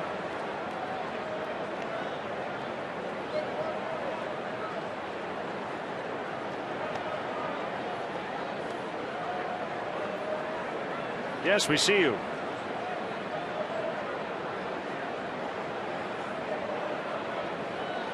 Well, not that he was trying to be too fine on the first 2 attempts, but now he definitely just has to get the ball in fair territory on the ground. And bunted foul, which, to be honest with you, Bob, might have been better than the other result, which is bunting into a double play. Yeah, very dangerous. A slow runner at first, and a guy who's not real adept at handling that bat. That's probably the best possible result we could imagine. Now a look at our forward upcoming Cubs schedule. Wrap up the series against the Mets tomorrow. We're on WGN Friday and Saturday as the Houston Astros come in. Note the 3 o'clock Central Time on Saturday. Ford manufacturers of more fuel efficient vehicles than any other brand. Check them out at your local Ford store or online at localfordstores.com. Clevenger still at first, 1 out, and the pitch to DeJesus is popped up, and then it'll be Murphy for the second out.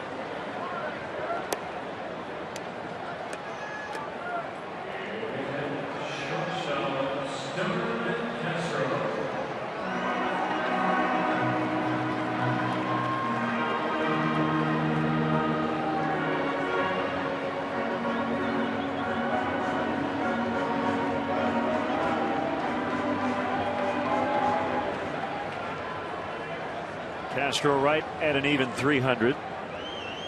Walked and scored in the 3rd inning.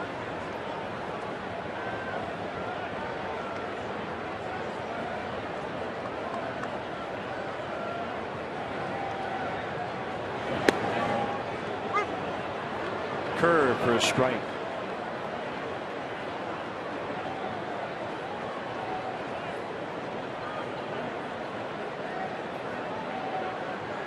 Starlin fired a handful of sunflower seeds in his mouth right before stepping back into the box to face this 0-1 pitch.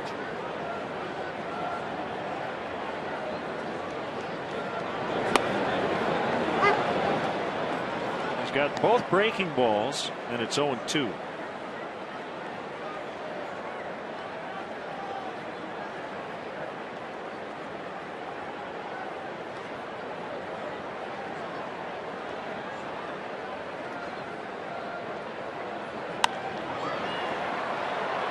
Shallow center, diving attempt, no catch. It's a hit. Clevenger to third. On a bloop single by Castro, and that'll give Rizzo a chance with 2 on and 2 down.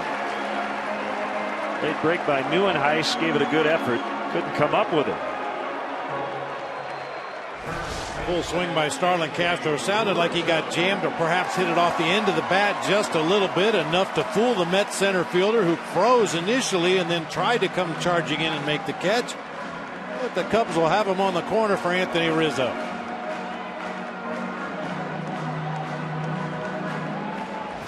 Pretty clever play by Neuenhuis to kick that ball with his foot to keep it from going further behind him.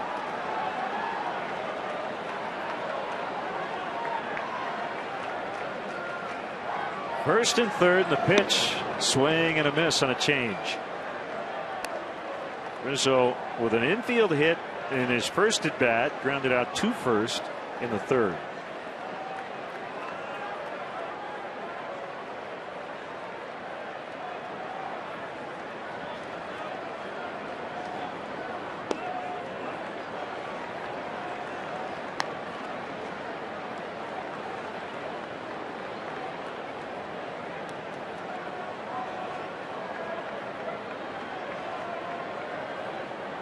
Some members of his family are here in attendance tonight. Not nearly as many as when he debuted with the Padres last year. And he fouls off.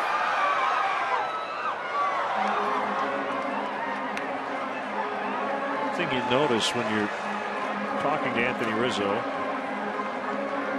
close and personal, is he is a very strong man. 6'3", 220.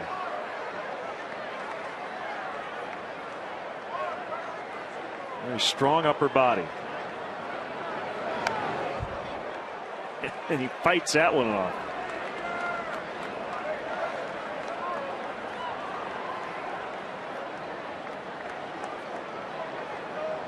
Broad shoulders. I mean, he's got a power hitter's torso, that's for sure. He's thick up top. Outside, 2-2.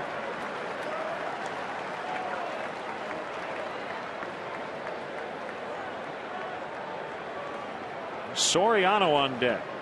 Rizzo hitting third in the lineup.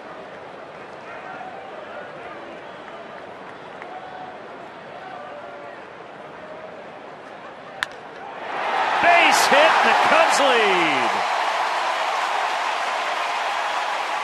Rizzo will take second on that throw to third. Nice base running.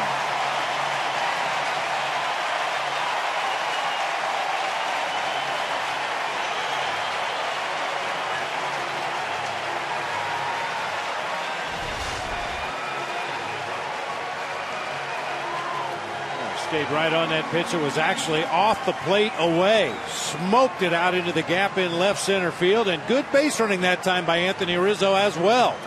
Starlin Castro turned the corner at second. Neuenhuis, an ill-advised throw toward third base. Rizzo read it correctly, able to advance into scoring position himself. I think they've given him a double.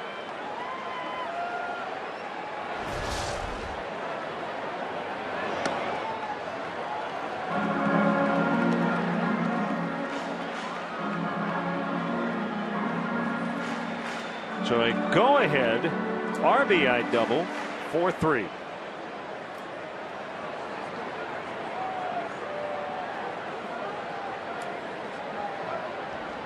And a 1-0 to Soriano, hits him on a breaking ball. It was a curve that loads him up.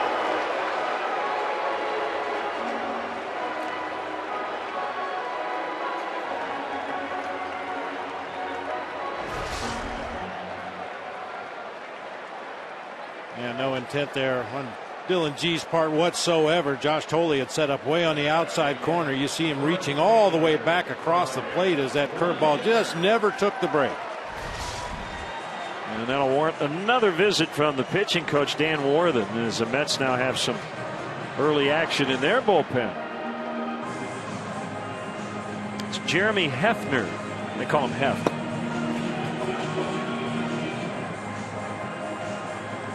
Well, we got a moment, Len. We've got a couple of really good this day in baseball history. Back in 1960, young third baseman making his major league debut helped the Cubs sweep a doubleheader from first place Pittsburgh.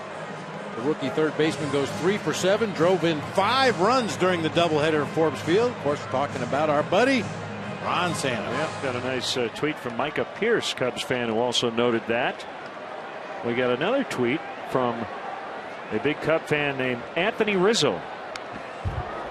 That's true. Tony Rizzo said, please mention Cubs fan Anthony Rizzo's in Aurora. Excited to watch the other Anthony Rizzo make his debut. A little extra rooting interest, I guess, if you have the same name. Namesake. Bases loaded, a run in, courtesy of the Rizzo double. And the 0-1 to LaHare. Left field, it's slicing out of play.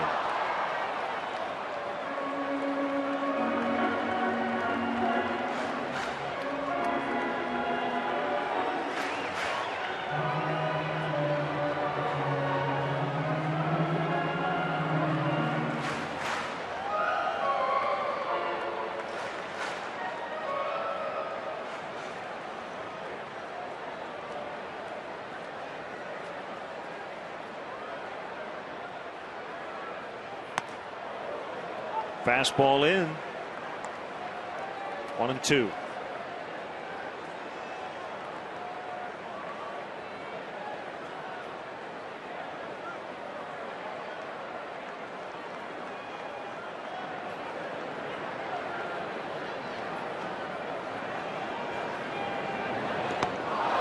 It's down front of home plate. LaHare swings and misses as Tolley will fire to first to end the inning, but Anthony Rizzo with a go-ahead RBI double, and it's 4-3 Cubs.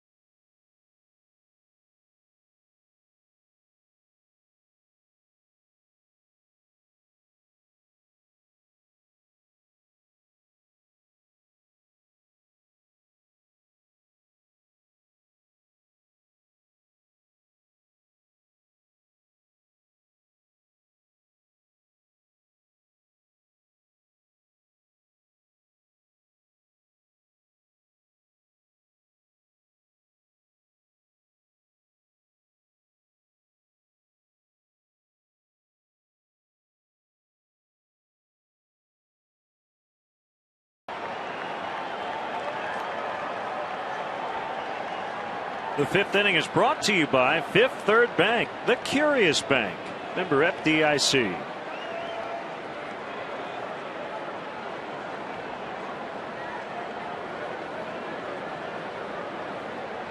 Anthony Rizzo knocking in the go-ahead run.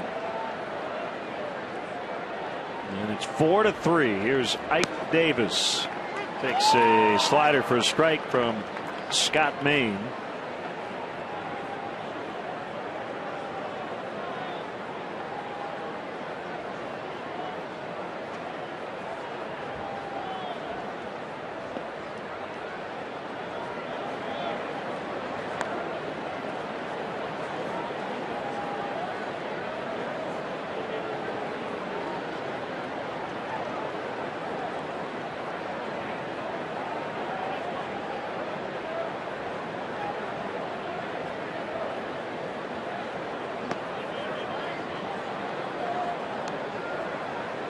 Two and one.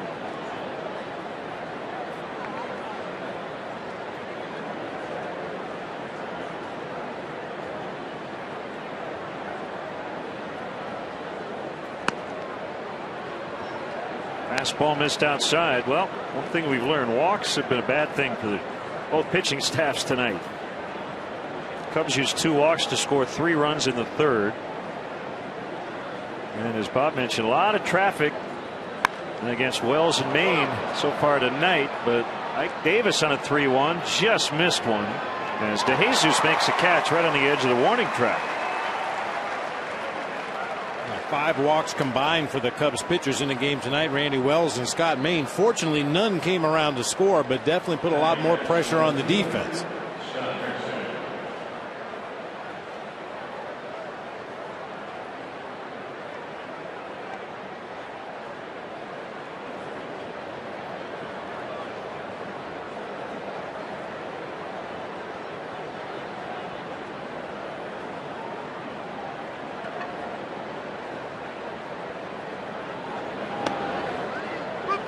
Mentioned Scott Hairston a lot more dangerous against lefties than righties. National League best 7 homers versus left-handers.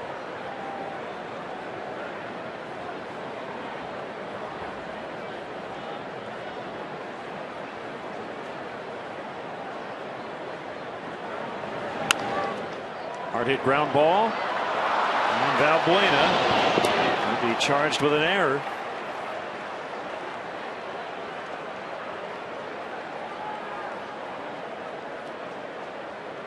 He had it, then he didn't, and then he didn't again.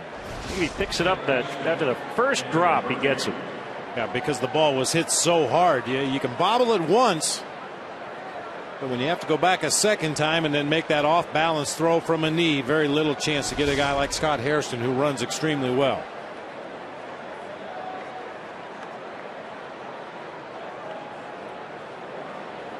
Murphy 1 for 2 with a run. Ball 1. Well, that's when it's really hard to slow the game down. We talk about that all the time. It seems like the good defenders, the good hitters really can slow the game down. But when you bobble a hard hit ball at third base, it's almost impossible to slow yourself down. You end up missing as you reach for that ball on the ground. Soft liner caught by Barney. Pretty close at first as Hairston took his time getting back.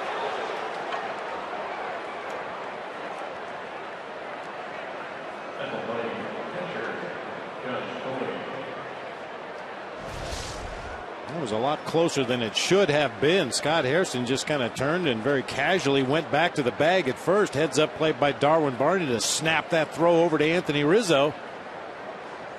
Planted that right foot, got rid of the ball quickly.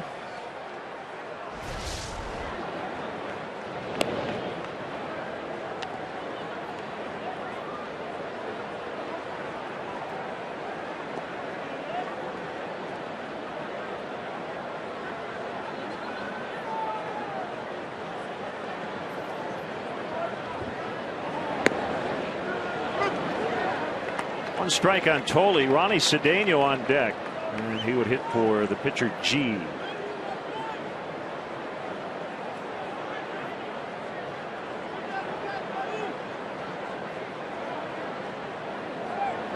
Runner goes. Clevenger will not make a throw. Tough one to throw on. That ball was way outside as Hairston picks up the steal.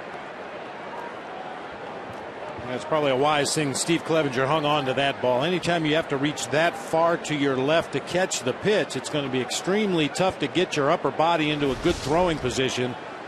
That's when you compound the stolen base by making an E2, throwing that ball out into center field. Soriano in left to end the inning, so we'll see if Dylan G will stay in the game.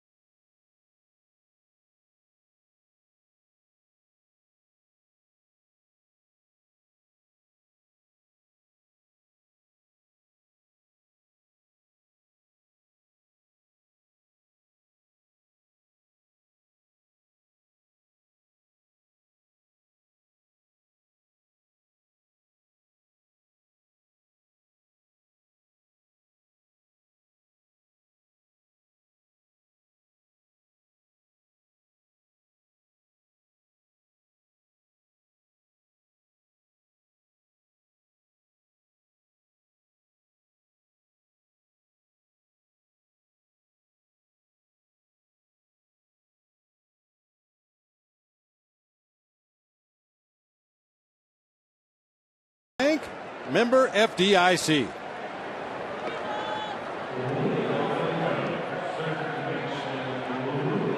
Dylan G.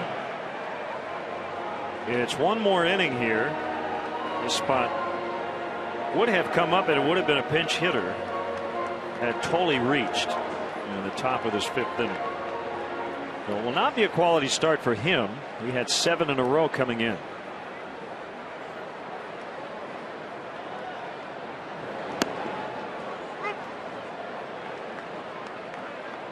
One strike on Valbuena.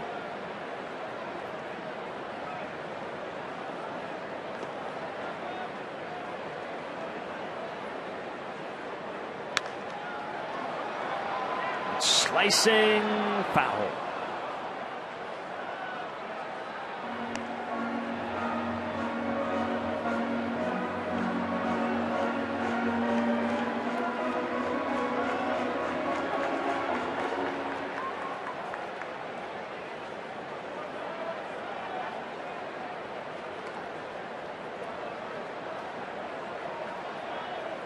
Well, Aroldis Chapman got a save tonight. The Reds beat the Brewers 4-3. Sean Marshall got the win. After the save, Chapman did a double somersault right in front of the mound. And he's a tall guy. Not quite sure why. I mentioned Bronson Arroyo took a no-hitter into the 8th. Gave up a 3-run lead, but then Drew Stubbs led off the bottom of the 8th with a game-winning home run. High to center. Neuenhuis still backpedaling. And it's time now for the Chevy Youth Baseball League of the Game. Tonight we want to recognize Harvard Chevrolet for its support of the Burbank America Little League. Harvard Chevrolet and your Chicagoland and Northwest Indiana Chevy dealers support leagues and young ball players in their communities through the Chevy Youth Baseball program. From the big leagues to the youth leagues, Chevy is truly the official vehicle of baseball. Low and outside to Darwin Barney.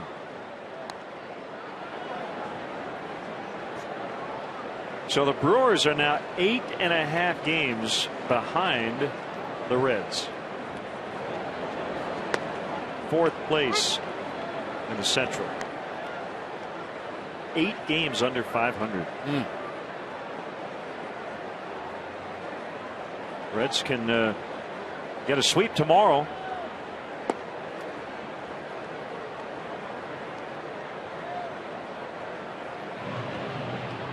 Other lefty, James Russell. Going to see just about the entire Cubs pen tonight. 2-2. Ramon Ramirez is up for the Mets. 25 behind him is Ricky Bonas, their bullpen coach. Called strike 3 on a high breaking ball.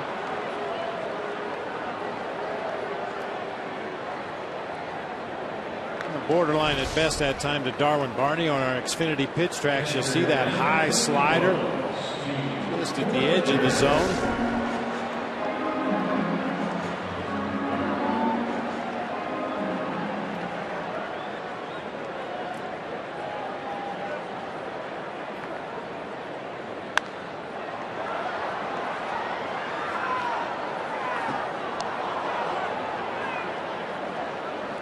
Yankees won again, 6-4 over the Indians.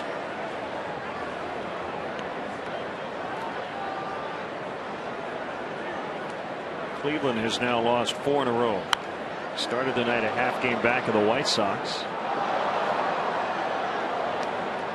Yankees began the night with a 3-game lead in the East. They've won 4 straight.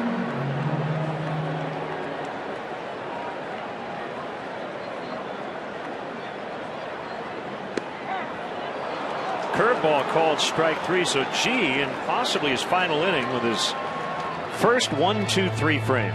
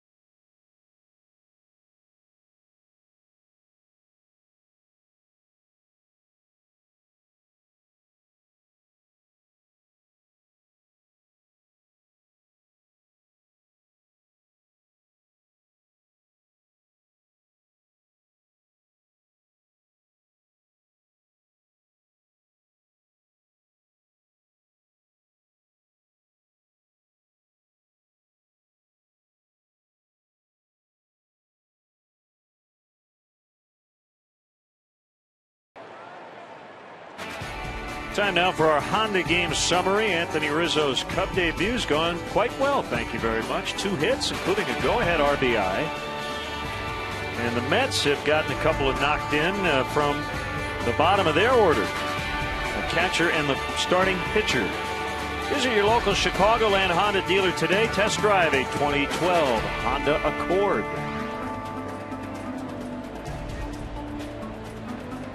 James Russell in after Scott Maine did a nice job. 2 scoreless innings for Maine. And he faces Ronnie Cedeno pinch hitting for Dylan G. 6th inning starts with a fastball strike on the outside corner. Russell got the final 3 outs last night. Did give up a home run to Ike Davis. And Cedeno pops it up. It's going to get out of play.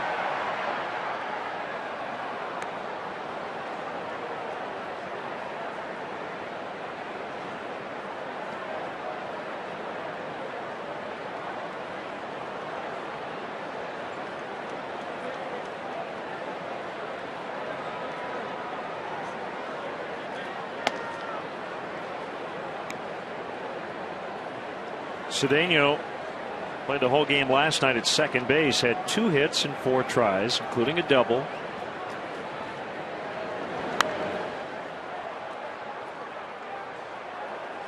We've seen these types of at bats a lot. When Ronnie gets down 1 and 2 like this, he gets into swing mode. Yeah, swings at everything and manages to get a piece of most. Foul him off.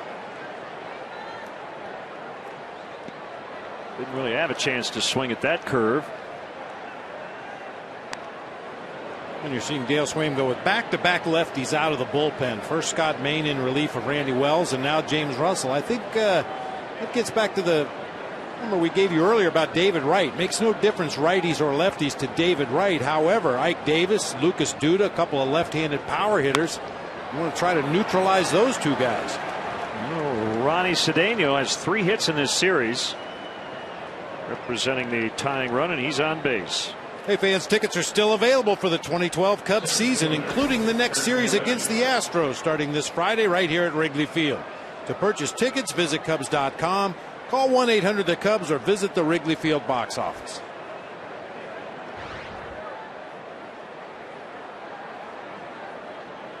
Well, Jeff Samardzija got a haircut today, so I would imagine James Russell's not far behind. Jeff said it's his 1 summer cut.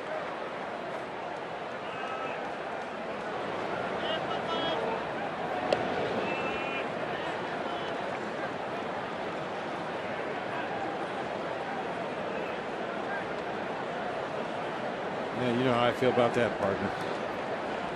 This stage of my life, all 4 growing along. Just wish I could. Right. Swing and a miss by Neuenhuis.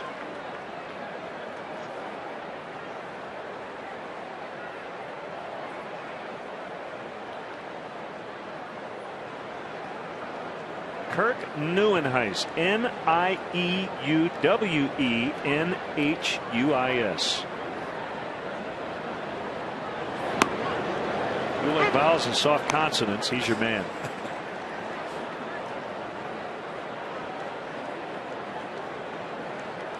Two E's, 2 I's, 2 U's. And with a strategically placed W, which messes me up. Swing and a miss. Strike 3. I wouldn't even try to do that one backwards.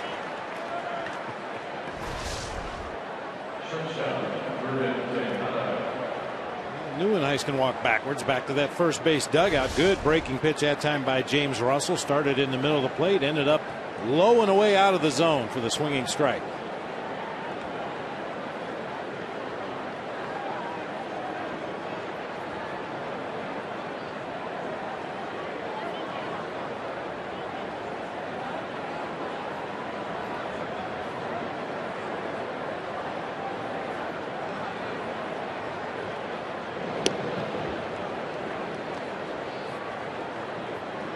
Former Cub Tom Goodwin, the first base coach.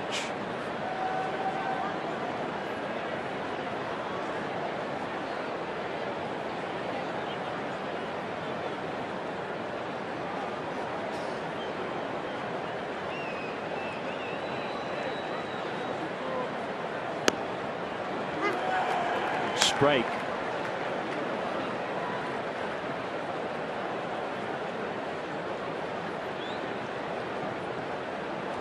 For the NL Central champion Cubs in 2003 would finish his playing career the following season. 369 career steals. Tom Goodwin.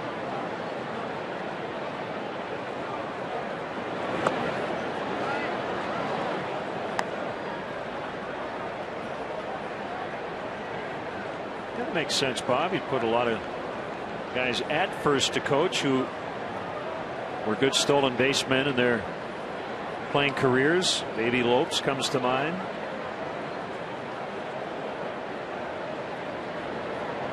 Alfredo Griffin, longtime first base coach of the Angels, another guy you think about.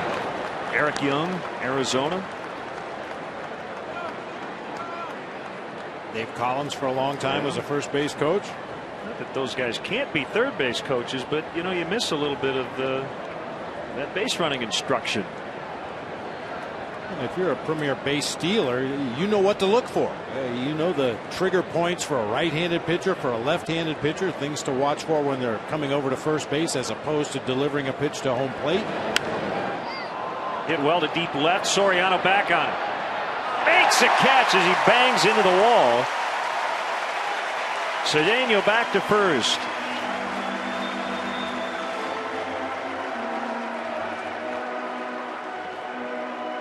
I would venture to say that that's a catch that would not have been made in years past by Alfonso Soriano. He knew he was on the warning track. He knew he was getting close to the vines. But unlike years past, he just continued on, made the catch, protected himself against the wall with both arms, got the ball back in quickly. Nicely done. He has been very upfront since he's started playing the outfield. He does not like going back to the wall, but he and Dave McKay have really meshed well.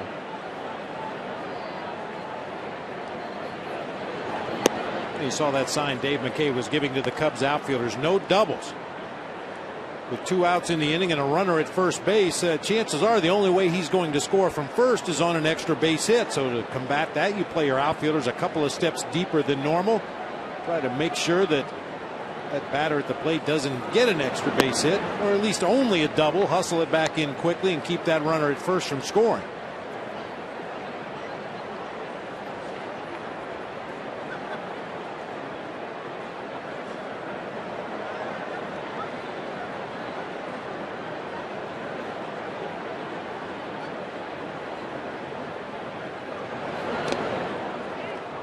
Three and 0 on Wright.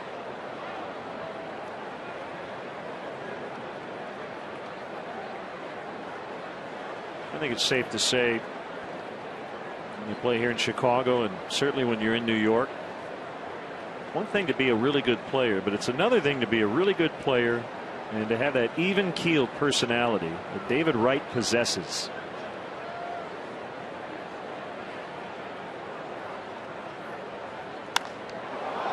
Deep to center, and DeJesus will make the catch. So Wright swinging away on 3 and 0. A hard hit out to end the inning. Cubs still lead.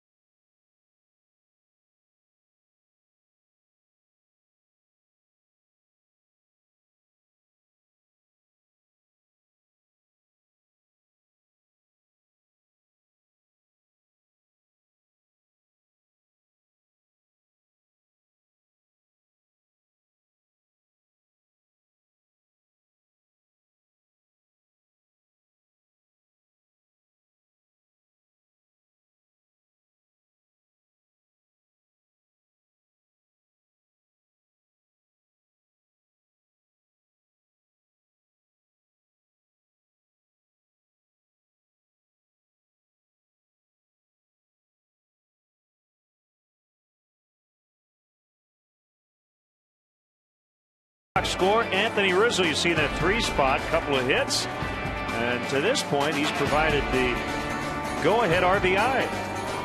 For a limited time, get exceptional lease deals on a new 2012 BMW 3 Series. Visit ChicagolandBMW.com for more information. James Russell will get an at-bat.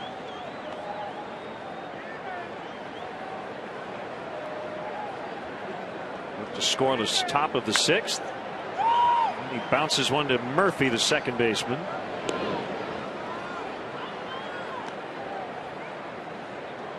Russell now 1 for 13 in his career. That's Jeremy Hefner now pitching for the Mets. 4-pitch mix, and he does mix it up really well. Throws his fastball about half the time, and then a curveball, slider, changeup, pretty evenly split between those 3 pitches for the other 50%. From Perkins, Oklahoma, went to Seminole State College and Oral Roberts University. Originally taken by the Padres in the 10th round of the 07 draft.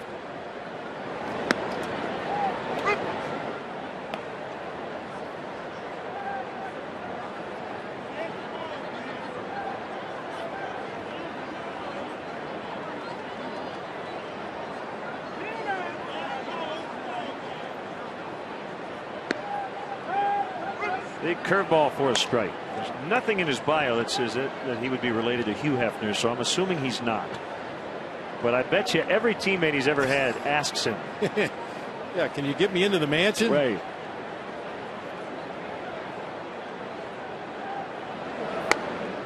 Fastball inside.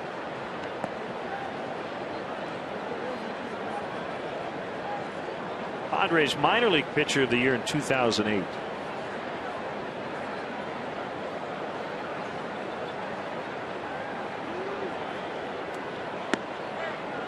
Called strike 3. DeJesus did not argue. Fans visit the official online shop of the Chicago Cubs at Cubs.com. Browse the largest online selection of authentic team gear, including official caps, t-shirts, jerseys, collectibles, and more. Get your team gear straight from the source. Shop the Cubs.com shop. Well, a lot of people are going to be at the Cubs.com shop looking for their Anthony Rizzo jerseys.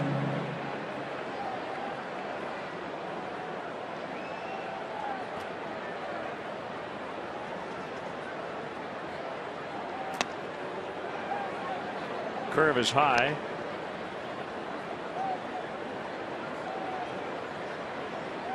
Story out of Rockies camp today. Pitching coach Bob Apodaca has asked to be reassigned, so he will do some special assignment work.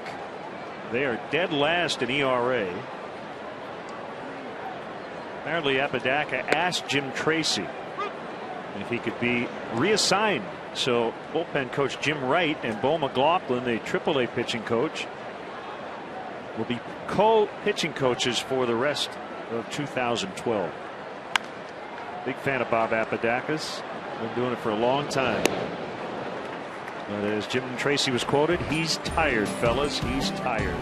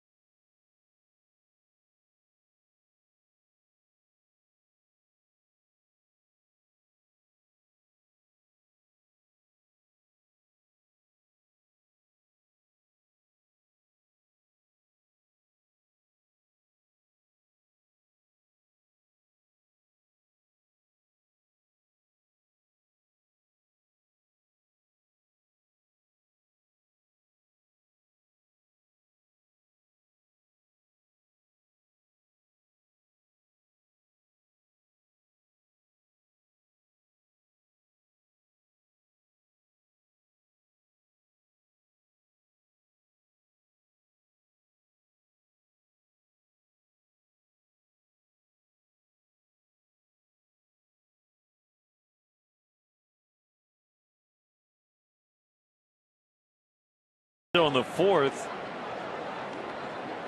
put the Cubs on top for the second time tonight. The other big story has been the two lefties out of the bullpen, Scott Main and now James Russell. After Randy Wells could only get through 3+ innings. So we get into the seventh, and Lucas Duda takes a strike on the inside corner.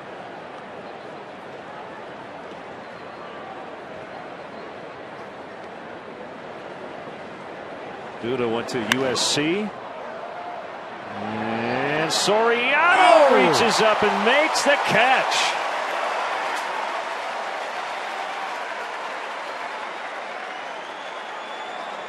Got a little twisted around, but he made the play. Boy, Duda got down and threw that ball, had a lot of backspin, which fooled Soriano initially, but he's able to recover in time, stretch out, and make the catch right in front of the warning track.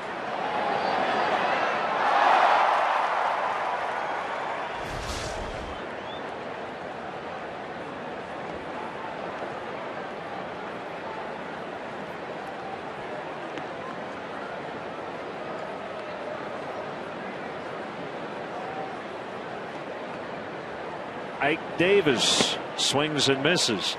Dale Swain talking about Brian LaHare now being in right. He's got two corner outfielders who don't have a ton of range, who he has to think about late in games like this. When do I pull the trigger? When do I go defense over offense as Russell throws out Ike Davis? And Bobby said, and I know you can relate, going back to your managerial days, in a one-run game it's a lot trickier. You want to get one more at bat out of a guy, but you also want to improve your defense. Well, those two guys have made all the plays tonight, as Dale is going to ask for Sean Camp to get the final out of this seventh inning. 4-3 Cubs.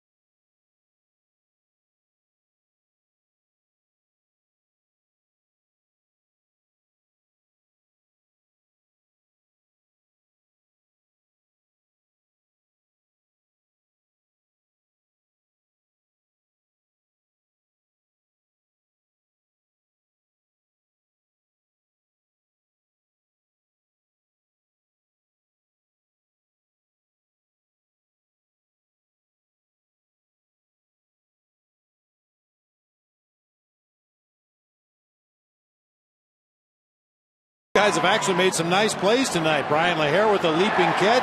Soriano back into the vines to take away extra bases, and then another leaping catch at the warning track. How are you going to take them out for defense?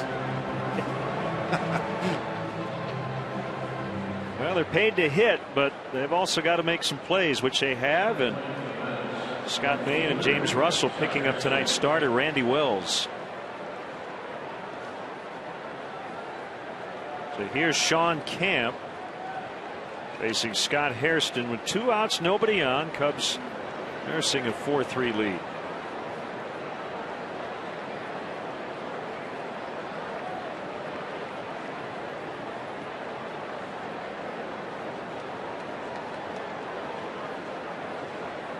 Hairston has singled, walked, and reached on an error and stolen a base.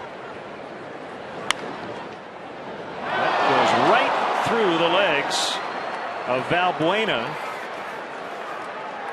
for his second error, both times with Hairston at the plate. So the tying run's at second.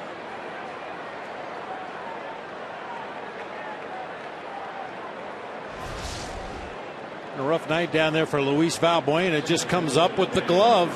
Let that ball get right through that 5-hole into left field.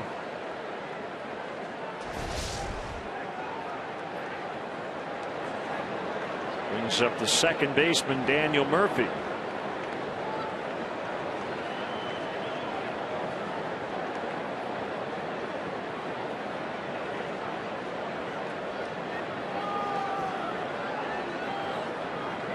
The wind has quieted down. The flag's not moving at all atop the center field scoreboard. That will sometimes happen here as we get past 9 o'clock in the evening.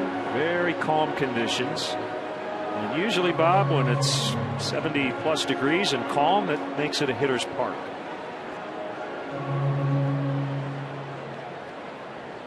You get the feeling that it's going to be very much a hitter's park in that Houston series coming up.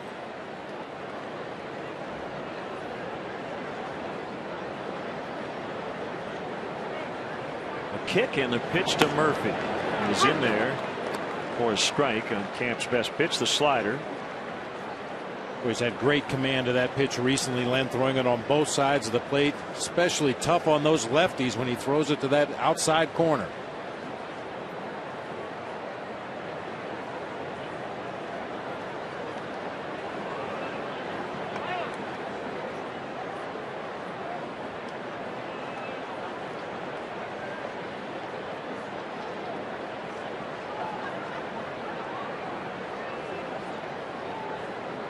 Throws his slider almost as often as his fastball.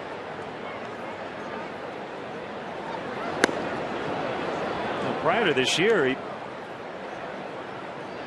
didn't. I mean, last year with the Blue Jays, he, according to Fangraphs, threw the slider 21% of the time, fastball 49%. Well, this year it's 46% fastballs, 43% sliders.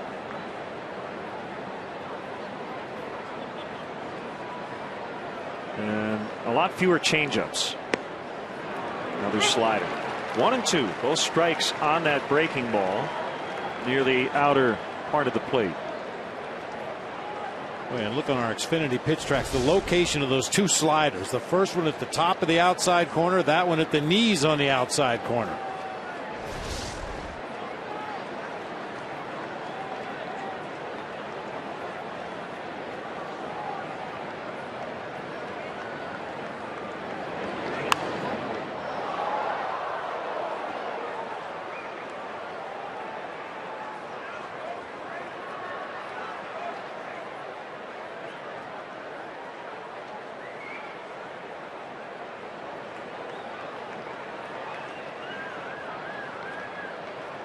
Totally on deck. A couple of hits tonight.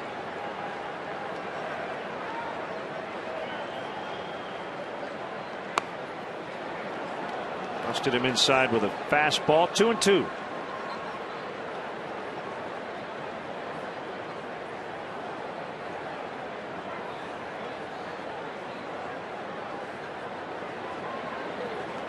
Well, in years past, definitely be thinking about a changeup in this spot against a lefty, but again, it's been more sliders and changeups this year for Camp, even against the lefties. That was a comeback fastball. 3 and 2.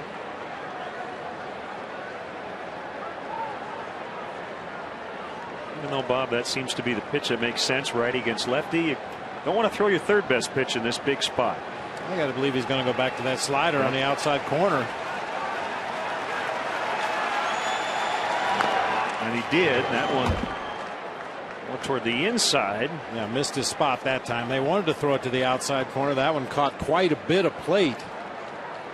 And all Murphy could do was pull it foul down that first baseline. You see where Clevenger sets up on that outside corner. The pitch goes to the inside corner. Fortunately, no damage done.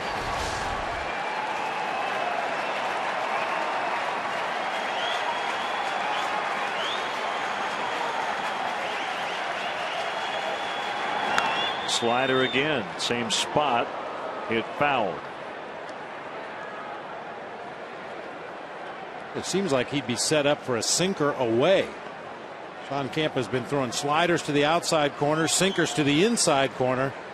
Show him a pitch in a different location right here with different movement. He might get a swinging strike or some easy contact on a sinker away.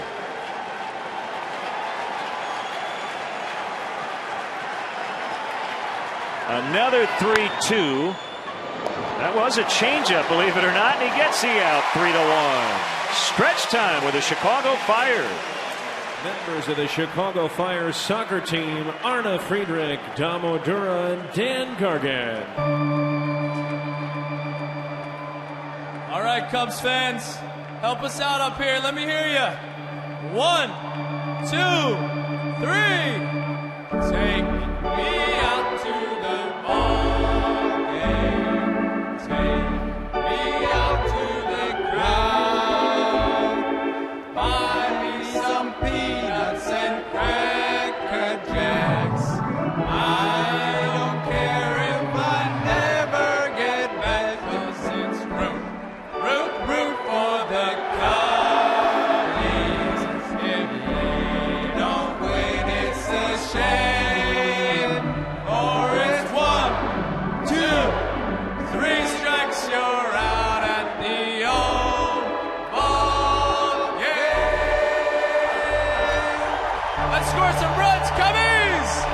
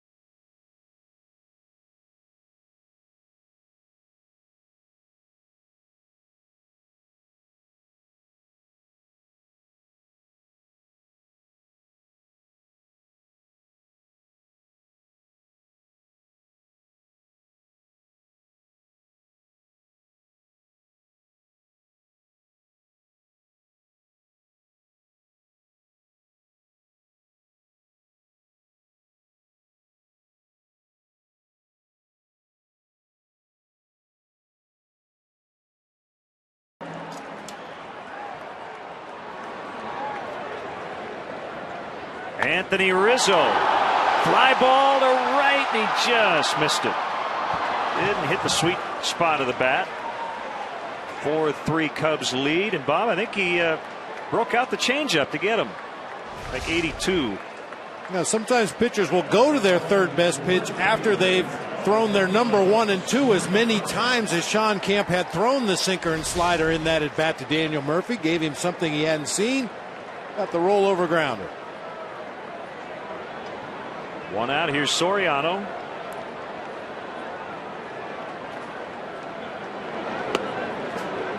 Curve for a strike. Nice job by members of the Chicago Fire at the stretch. I heard a faint harmony in there somewhere. I think they'd call it an accidental harmony, but yeah, it was good. I heard 2 different tones. Let's put it that way.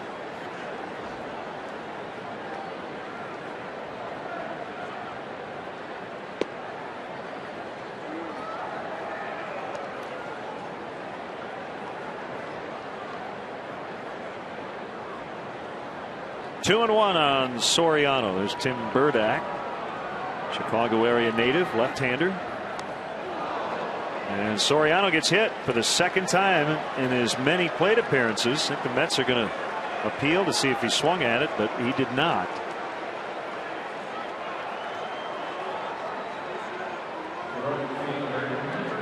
The first one was a no-doubter that hit Soriano in a hip. This one he kind of turned into as that ball tailed up and in. It looked like it might have hit the bat, but it caught his right forearm first.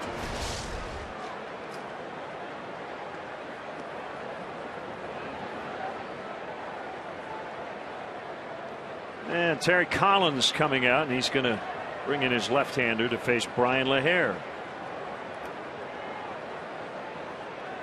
Cubs leading 4-3, trying to add on in the 7th.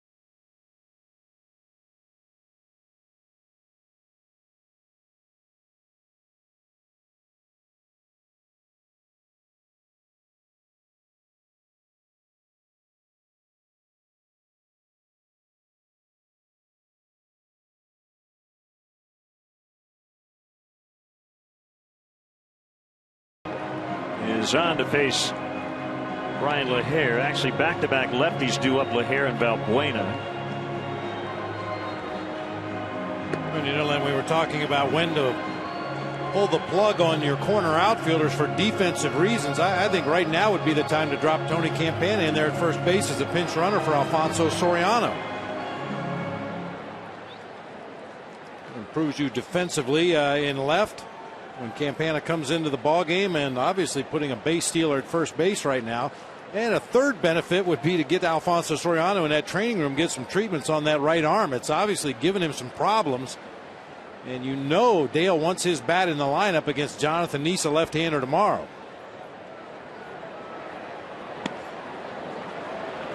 Slider and a swing and a miss.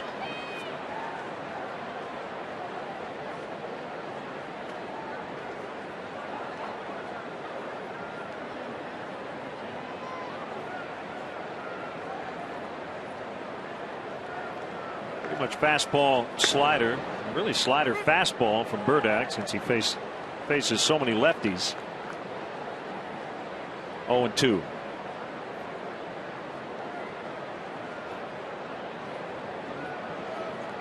Well, there aren't too many secrets. The left-handed specialists, by and large, are fastball slider guys against the lefties. Bounce to first. They get one. That's it. As the throw by Davis pulled Tejada to the shortstop side of the bag.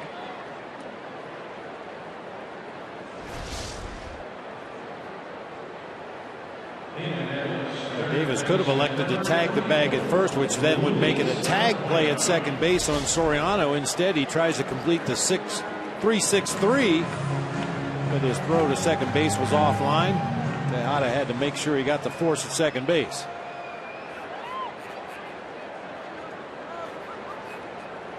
Well, Buena is 2 for 3 with an RBI double, has committed 2 errors on defense. Fortunately, neither has come back to hurt the Cubs.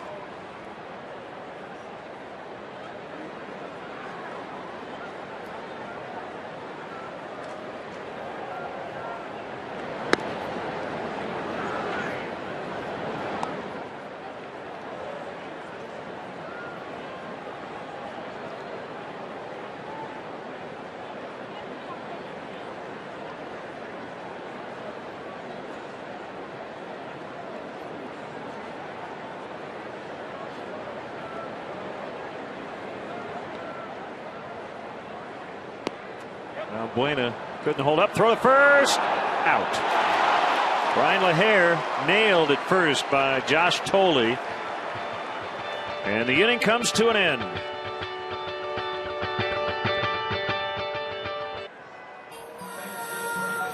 The strength I need to push me.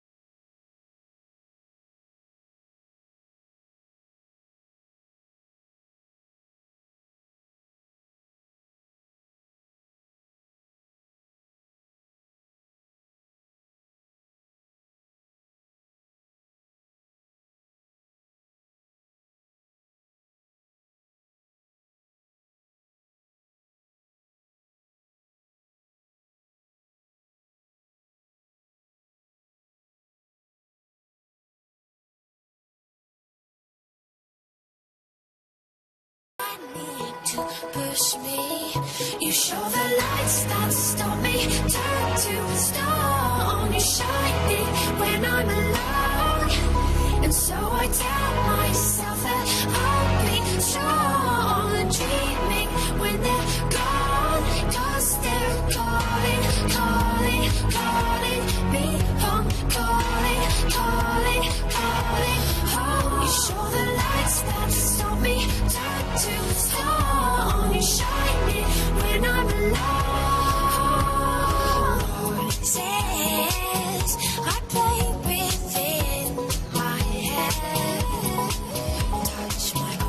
Ellie Goulding with lights. That's our Bud Fan Cam, brought to you by Budweiser. Great times are waiting. Grab some Buds. First pitch strike to Tolley from Sean Camp.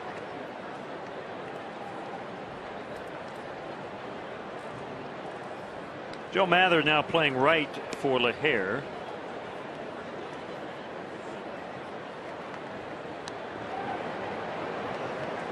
Justin Turner will pinch hit for Burdack. He's on deck.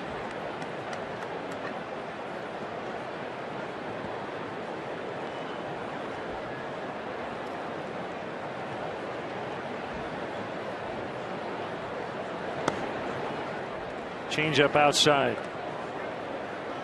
2-1.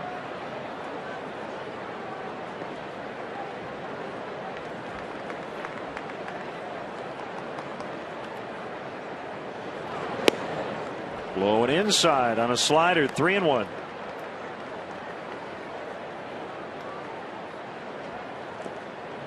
A couple of guys throwing in Mets pen. Veteran Miguel Batista is a righty. Justin Hampson is a left-hander. Rizzo plays at short hop, no problem. Steps on first. A good read, good reaction that time. Saw the big hop, realized if he stayed back where he was defensively, it was going to be a tough play, so he charges in, smothers that ball on the short hop, and takes it himself.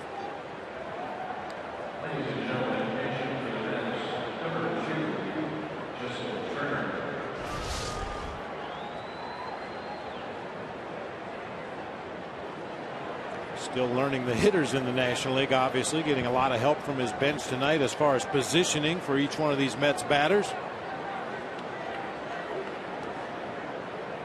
Luis Valbuena right on the line at third. I mean, a step and a dive for him to his right. He tackled Tim Tuffle.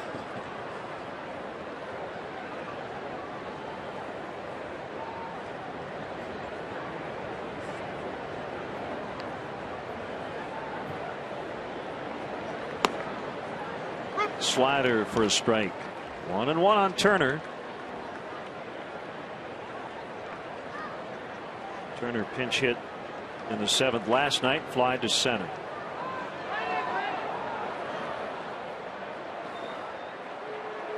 Ball got out of the Mets bullpen, and everybody's scattered at home plate.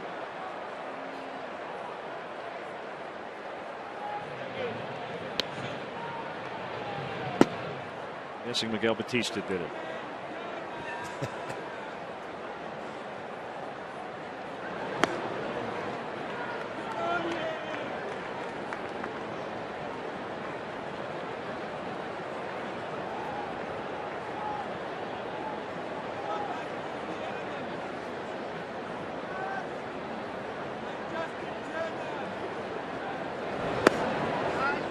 Back-to-back 3-1 counts to start this inning. Camp got Tolley on a ground out.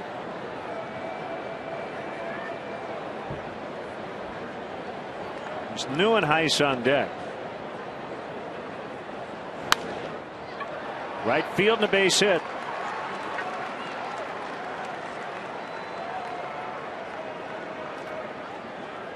The 9 spot in the Mets order has been productive tonight. 3 base hits and a walk from the 9 hole.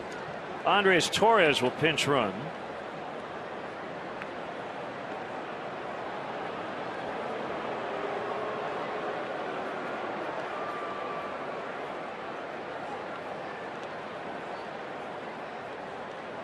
Torres 5 out of 7 this season in stolen base attempts.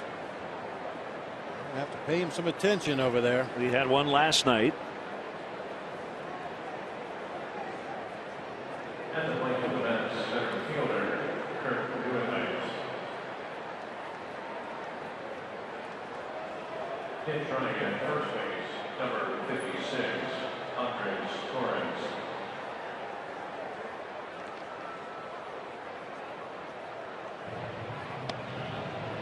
Manuel Corpus up in the Cubs bullpen.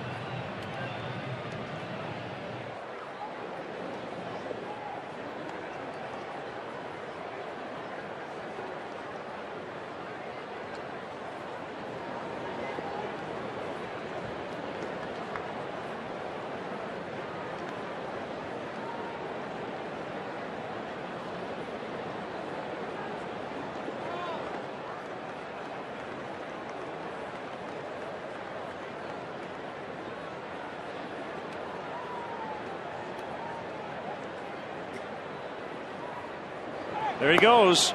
Swing and a miss for a strike. Throw to second. Safe. It was bang, bang. And Dale Swaim quickly out of the dugout, jogging out to have a conversation with Greg Gibson.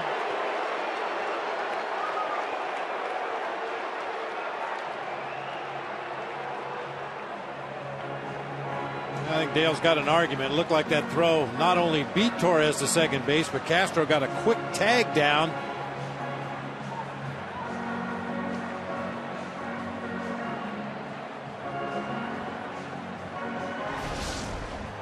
Get another look at it here.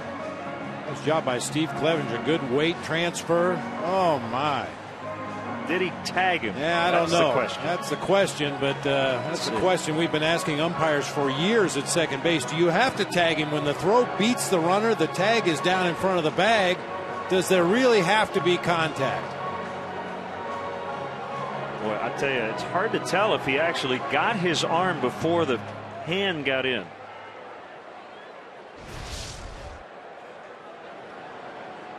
You're really guessing at this point. So the Mets get the break. The Cubs do not. Remember the first hitter of the game, Kirk Neuenhuis, after walking, was thrown out at second base, and the replay showed that he should have been safe. Darwin Barney, nice play. Got it. What a big play there is to keep that ball out of the outfield. And then he gets the out to boot. 2 down. Yeah, that's your first concern as an infielder with a runner at second base in a one-run game. Make sure that ball does not get through. Barney was able to get to it with the backhand, the off-balance fadeaway throw on a hop to Rizzo for the out at first. Good play.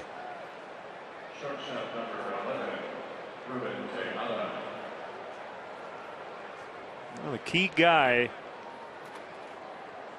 in this inning, Tejada, you've got 2 bases open, but you've got the major league leading hitter on deck in David Wright, who's had an eerily quiet night, 0 for 3 with a sac fly.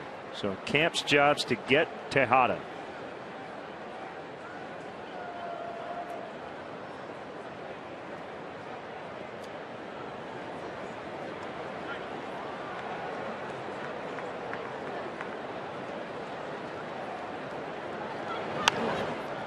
Cue shot to Rizzo to end the inning.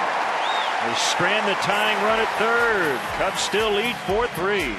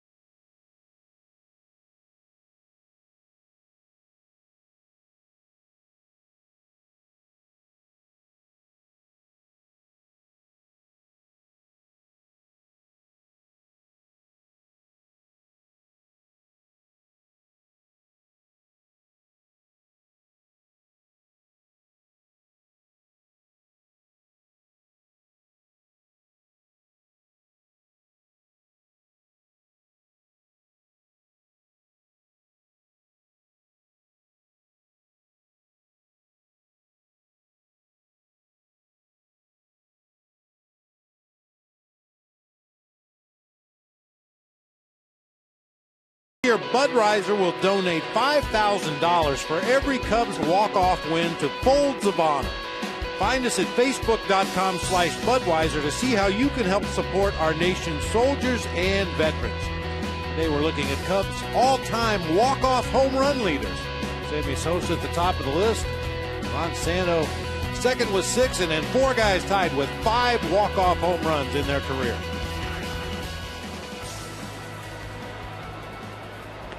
Cubs will try to add on here as Justin Hampson is on for the second straight night. Made his Met debut last night.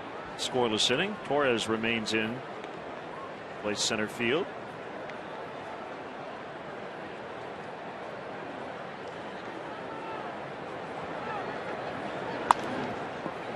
And a roller to Murphy, the second baseman. 1 out.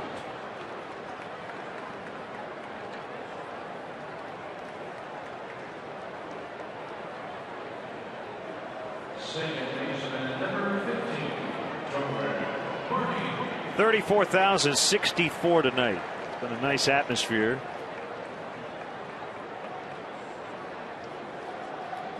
I think the first 2 games of this series, crowds have been in it.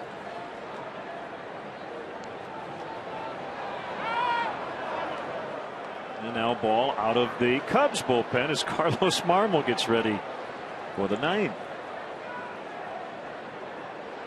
It's a great credit, Bob, to all the Cub fans who come to Wrigley Field. I was talking with the Mets broadcasters about the atmosphere last night, and we were agreeing that if you dropped a fan into the ballpark last night, or tonight for that matter, and you said nothing about the Cubs record, you would have walked out of here last night and gone, how many games up are they in first?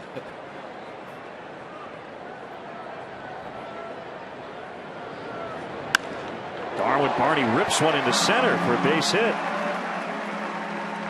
And I know you don't take that for granted. I don't either. It's always a great atmosphere here. We can really tell the difference as we travel around baseball, National League and American League. Occasionally you'll go to a road park and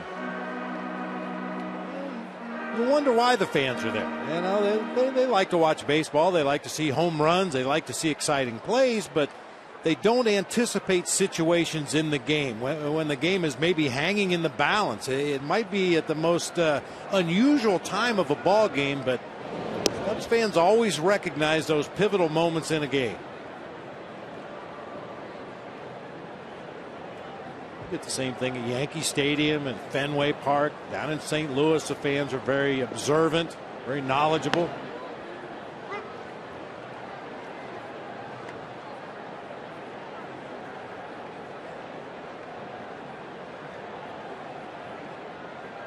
Nobody on the Jumbotron imploring them to cheer. Yeah, make noise. They know. The best one ever. And you know, the NHL, who were they to know? But the Winter Classic a few winters ago, they had a couple of in-stadium announcers before the first face-off.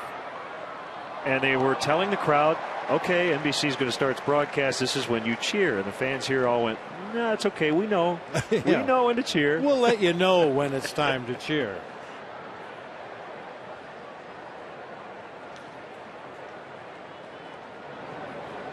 One and two to Clevenger. 2-2. Some other finals. Phillies edged the Pirates 5-4.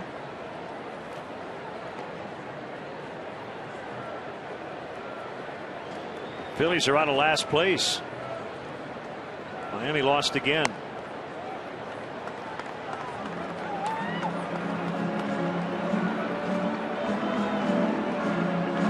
Been a while since the Pirates and Phillies have matched up, and the Pirates have had a better record.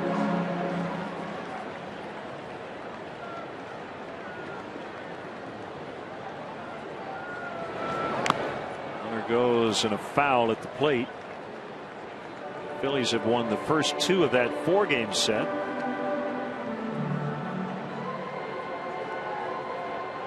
Hudson got the win and Hudson got the loss in Atlanta. How about that? Tim Hudson over Daniel Hudson, 8-1. Braves over the Diamondbacks.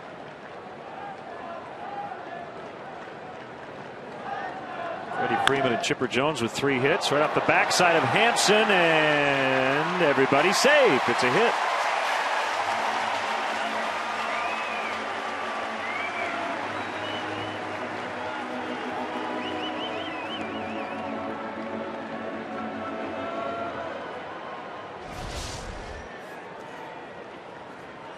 Well placed. Hampson not in great fielding position there. Anytime the ball hits you in the back after you deliver the ball to home plate, you're probably not in good fielding position.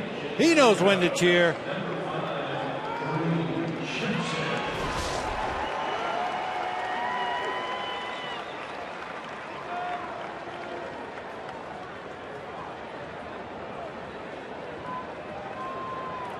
Terry Collins will bring on veteran right-hander, former Cub Miguel Batista.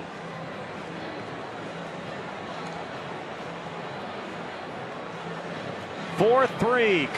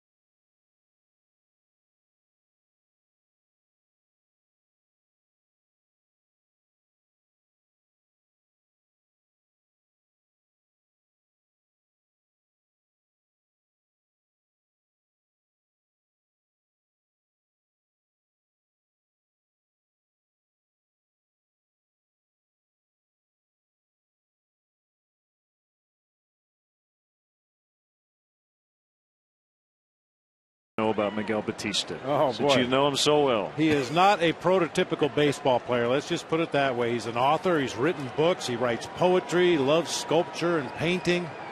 Very much a Renaissance man that has a rubber arm. Good 2-seam fastball, a cut fastball. He's got a curve, a slider, changeup. But he occasionally has trouble finding that strike zone. He has been pitching in the big leagues since 1992. Actually, won a few years in between appearances in the big leagues. In his 18th year. He pitched 8 innings in that 2001 World Series, gave up only 5 base hits, struck out 5, otherwise zeros across the board. Very valuable member of my pitching staff in 2001. He started, he relieved, he closed at times. And never, ever refused the ball for any reason. 2 on, 1 out, and a 2-0 count on Reed Johnson.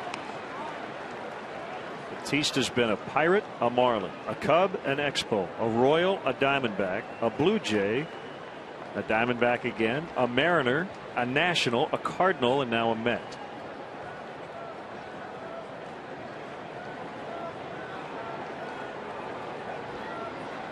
"41 years old.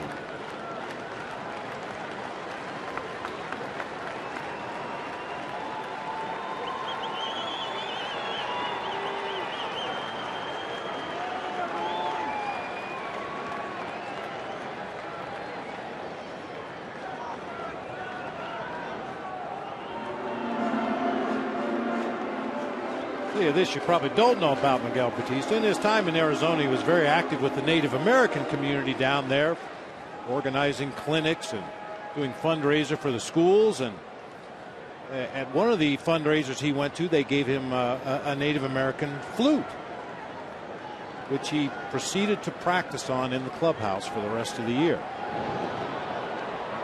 Pickoff attempt actually hit Darwin Barney. You walk by the laundry room and hear what sounded like Ian Anderson from Jethro Tull in the laundry room. The next day he'd be back in the trainer's room, down in the batting cages. He was bound determined he was going to master that instrument.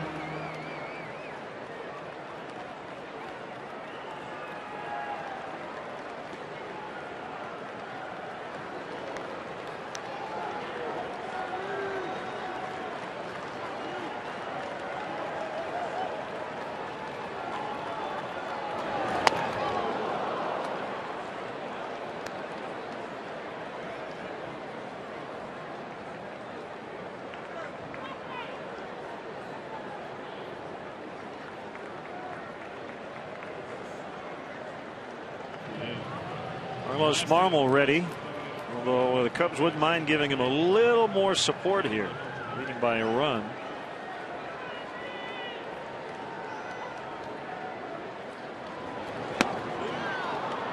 First, safe. How did he get his hand in? Oh, Ike Davis. He might have made contact with Manny Gonzalez. Looked like he went for the tag. Clevenger pulled his hand back and then got it in on the second attempt.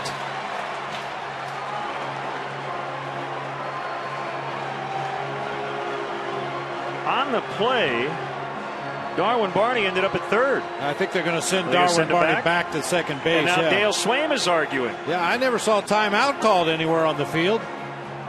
You got both managers arguing at the same time. Dale just finished chatting with Jerry Davis.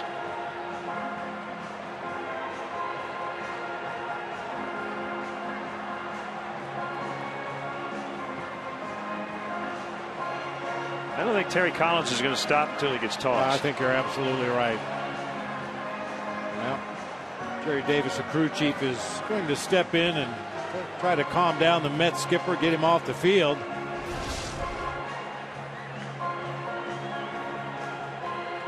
Yeah, Ike Davis, he just tagged air right there. Oh, they got him that time. Yep. Yep.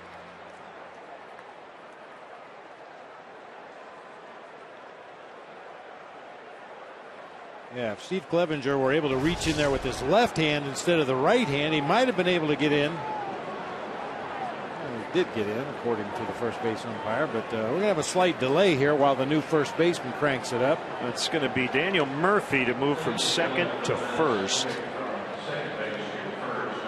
I think that's Omar Quintanilla now playing second.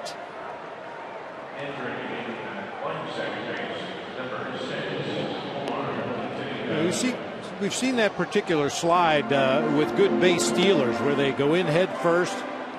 As the tag is applied, they'll pull one arm back and reach around with the other arm and get on the bag. Heads up by Darwin Barney. As we said, that throw was snapped down to first base in the ensuing argument. I never saw a timeout called. There was contact right there between Davis and the first base umpire. And Darwin Barney realized nobody's paying attention. You saw Josh Tolley, the catcher, recognize it.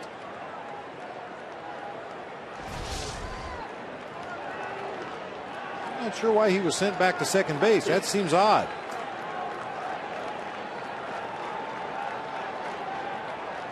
Meanwhile, 2-2 on Reed Johnson. Ground ball, backhanded.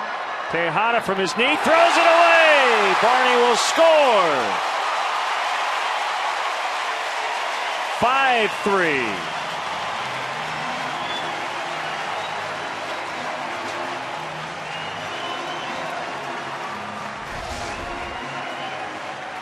Well, we talked about the Mets' porous defense last night. They kicked it around 3 times in the ball game last night, having all kinds of defensive issues. Only San Francisco has made more errors than the New York Mets in the National League this year.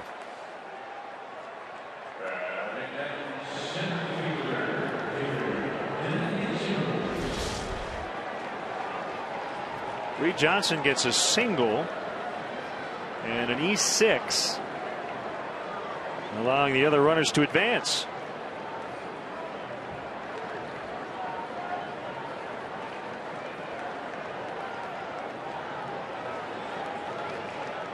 not get an RBI. That's way outside.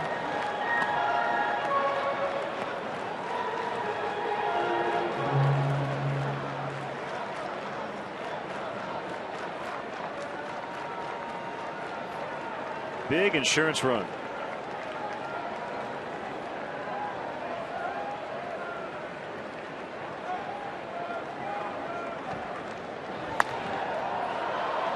Popped up shallow center, and it's Torres to make the grab. 2 outs.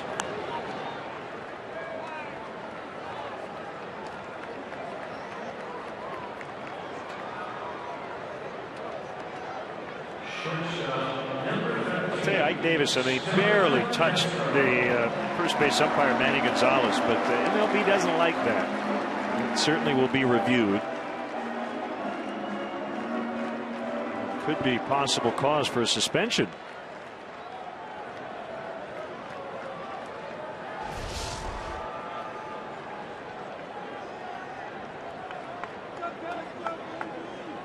I thought he'd throw him out right then. He did wait for another magic word or two.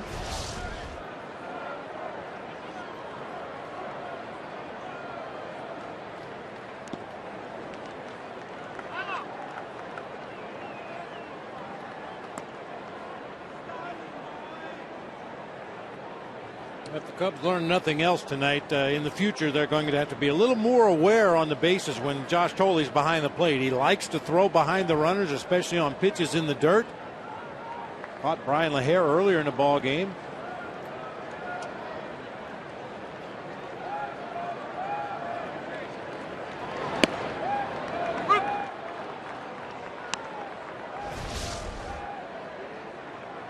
Regardless of intent, when you get into an argument with an umpire, he was saying, "You're touching me," and tosses him.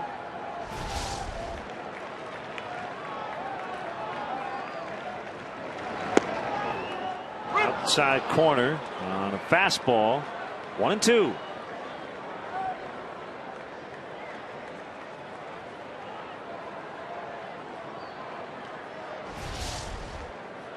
Cutter right on that outside corner.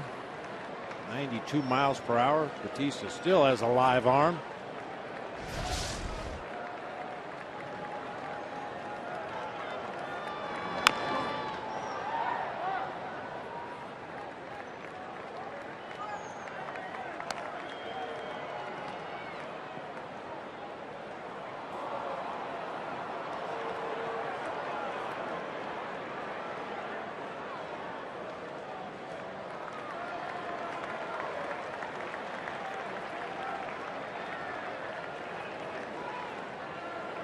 Got to be on your toes as a base runner at third base when Batista's on the mound. He will uncork some wild pitches.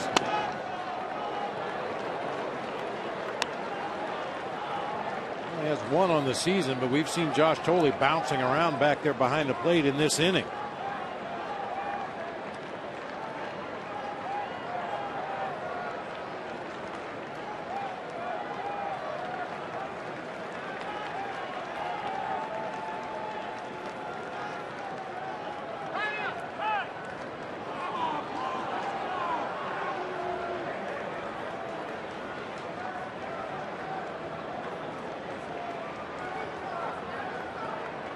Two and two, 2 outs, 2 on. Cubs leading by a pair. Ground ball to third. David Wright will fire to first. And the Cubs at an unearned run, lead 5-3 as we head to the 9th.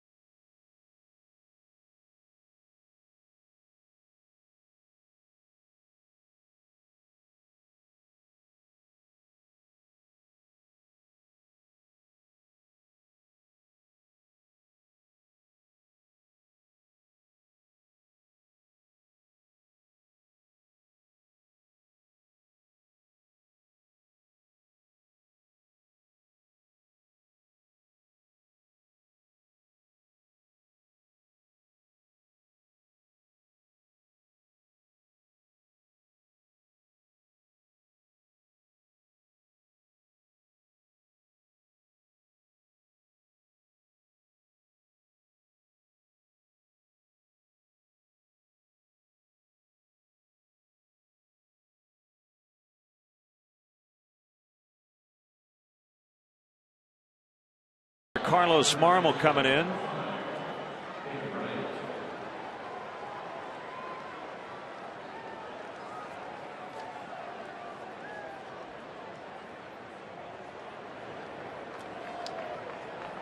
Trying to get his 100th career save. 99 for 123 coming in.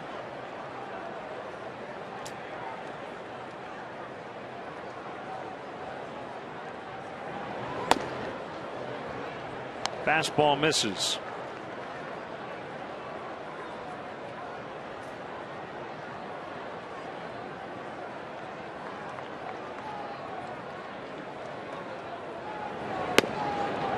That's a strike. Just looking at some of the numbers for Carlos Marmol. The whip, you mentioned that stat earlier, walks plus hits to innings pitched. A career high 2. Which is way more than you want. His career is 1.31. Strikeouts per 9 innings down, but not bad. 10.4 per 9 innings. He's walking 10.4 batters per 9 innings. That has to change. 3-1. But Bob, I think the key stat for him right now is the percentage of swings that miss. 20.6%. That great year of 2010, it was 40%. Last year, it was 31. He's a guy who would have success in spite of the walks because he missed so many bats. That's just not happening this year, and that's a leadoff walk to David Wright. And certainly some of that, Len, is just due to familiarity. The more you see a closer, especially a guy like Marmol who relies so heavily on his slider, opposing teams are going to recognize that pitch a little bit quicker. They're going to realize that he's not throwing it for strikes, and they're going to start taking that pitch.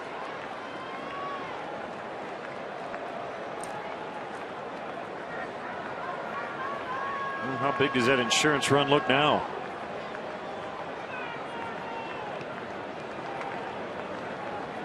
Duda, ball 1.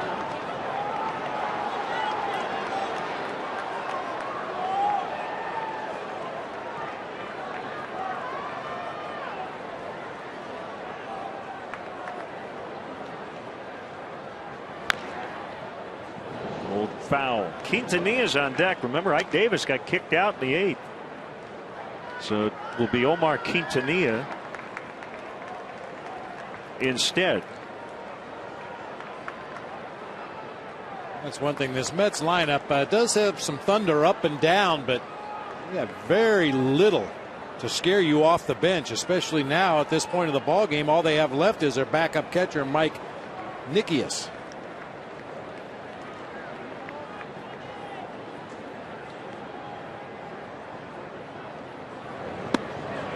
Slider strike. 1-2.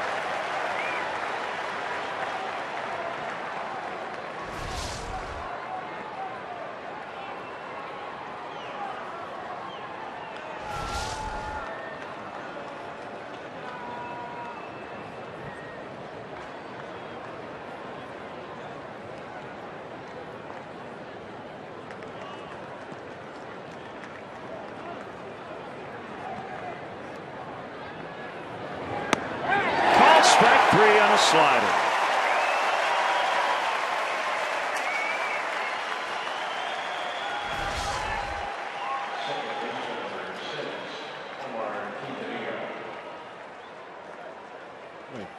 Steve Clevenger did a nice job receiving the slider before to get the called strike, and then Marmol comes back with one in the zone for strike 3.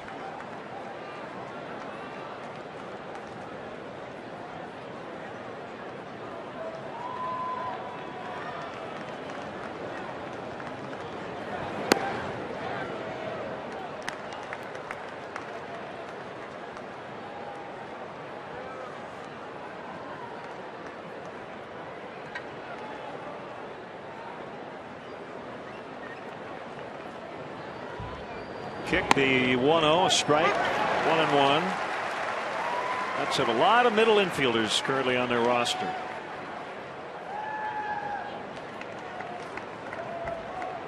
Murphy, Tejada, Quintanilla, Cedeno, Turner. Popped into right. Mather went out, now comes in, and he's got it. 2 away.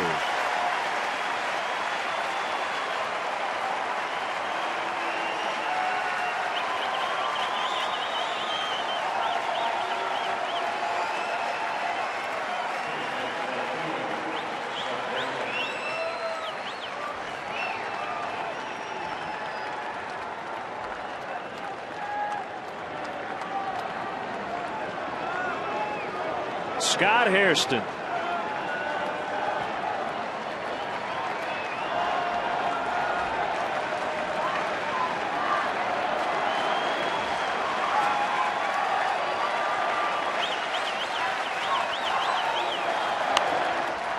Popped up behind the plate, Clevenger, and no play.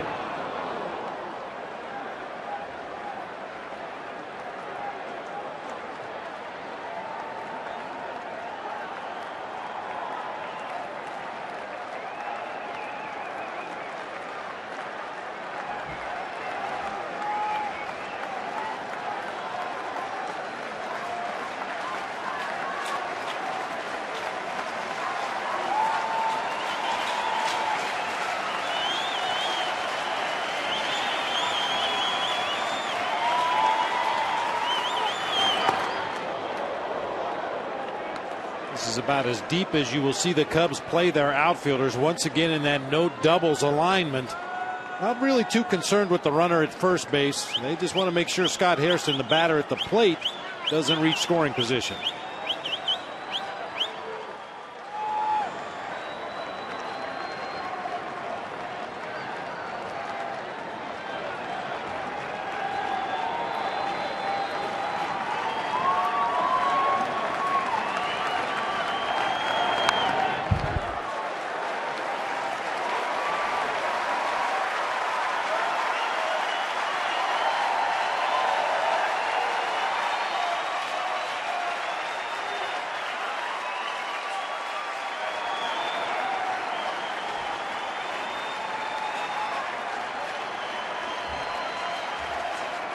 Marmol has a sign and a 1-2. Outside on a fastball at 95, 2-2.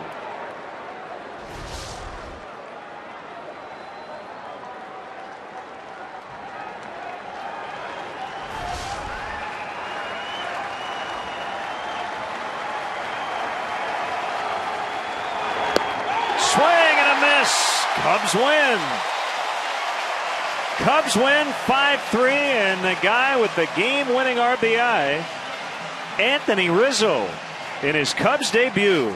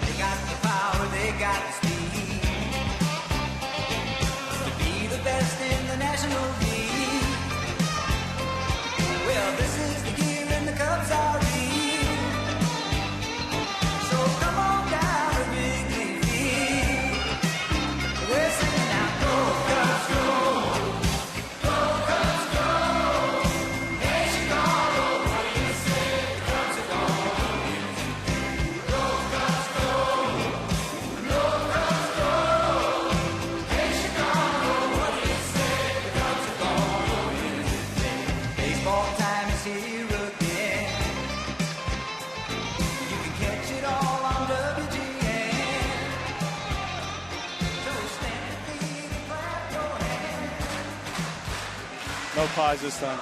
Anthony Rizzo with us down on the field, and Anthony, a great debut here with the Cubs. We'll talk baseball in a second, but what are your thoughts on Wrigley Field, your first time here?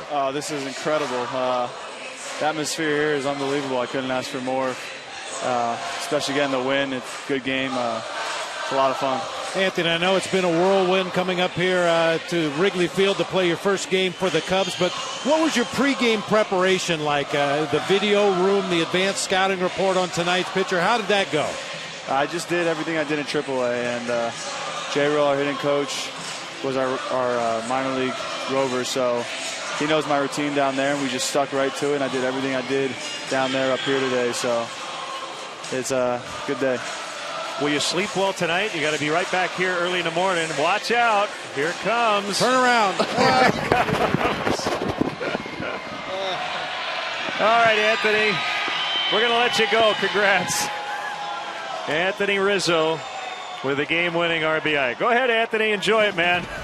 We'll take a break and be right back.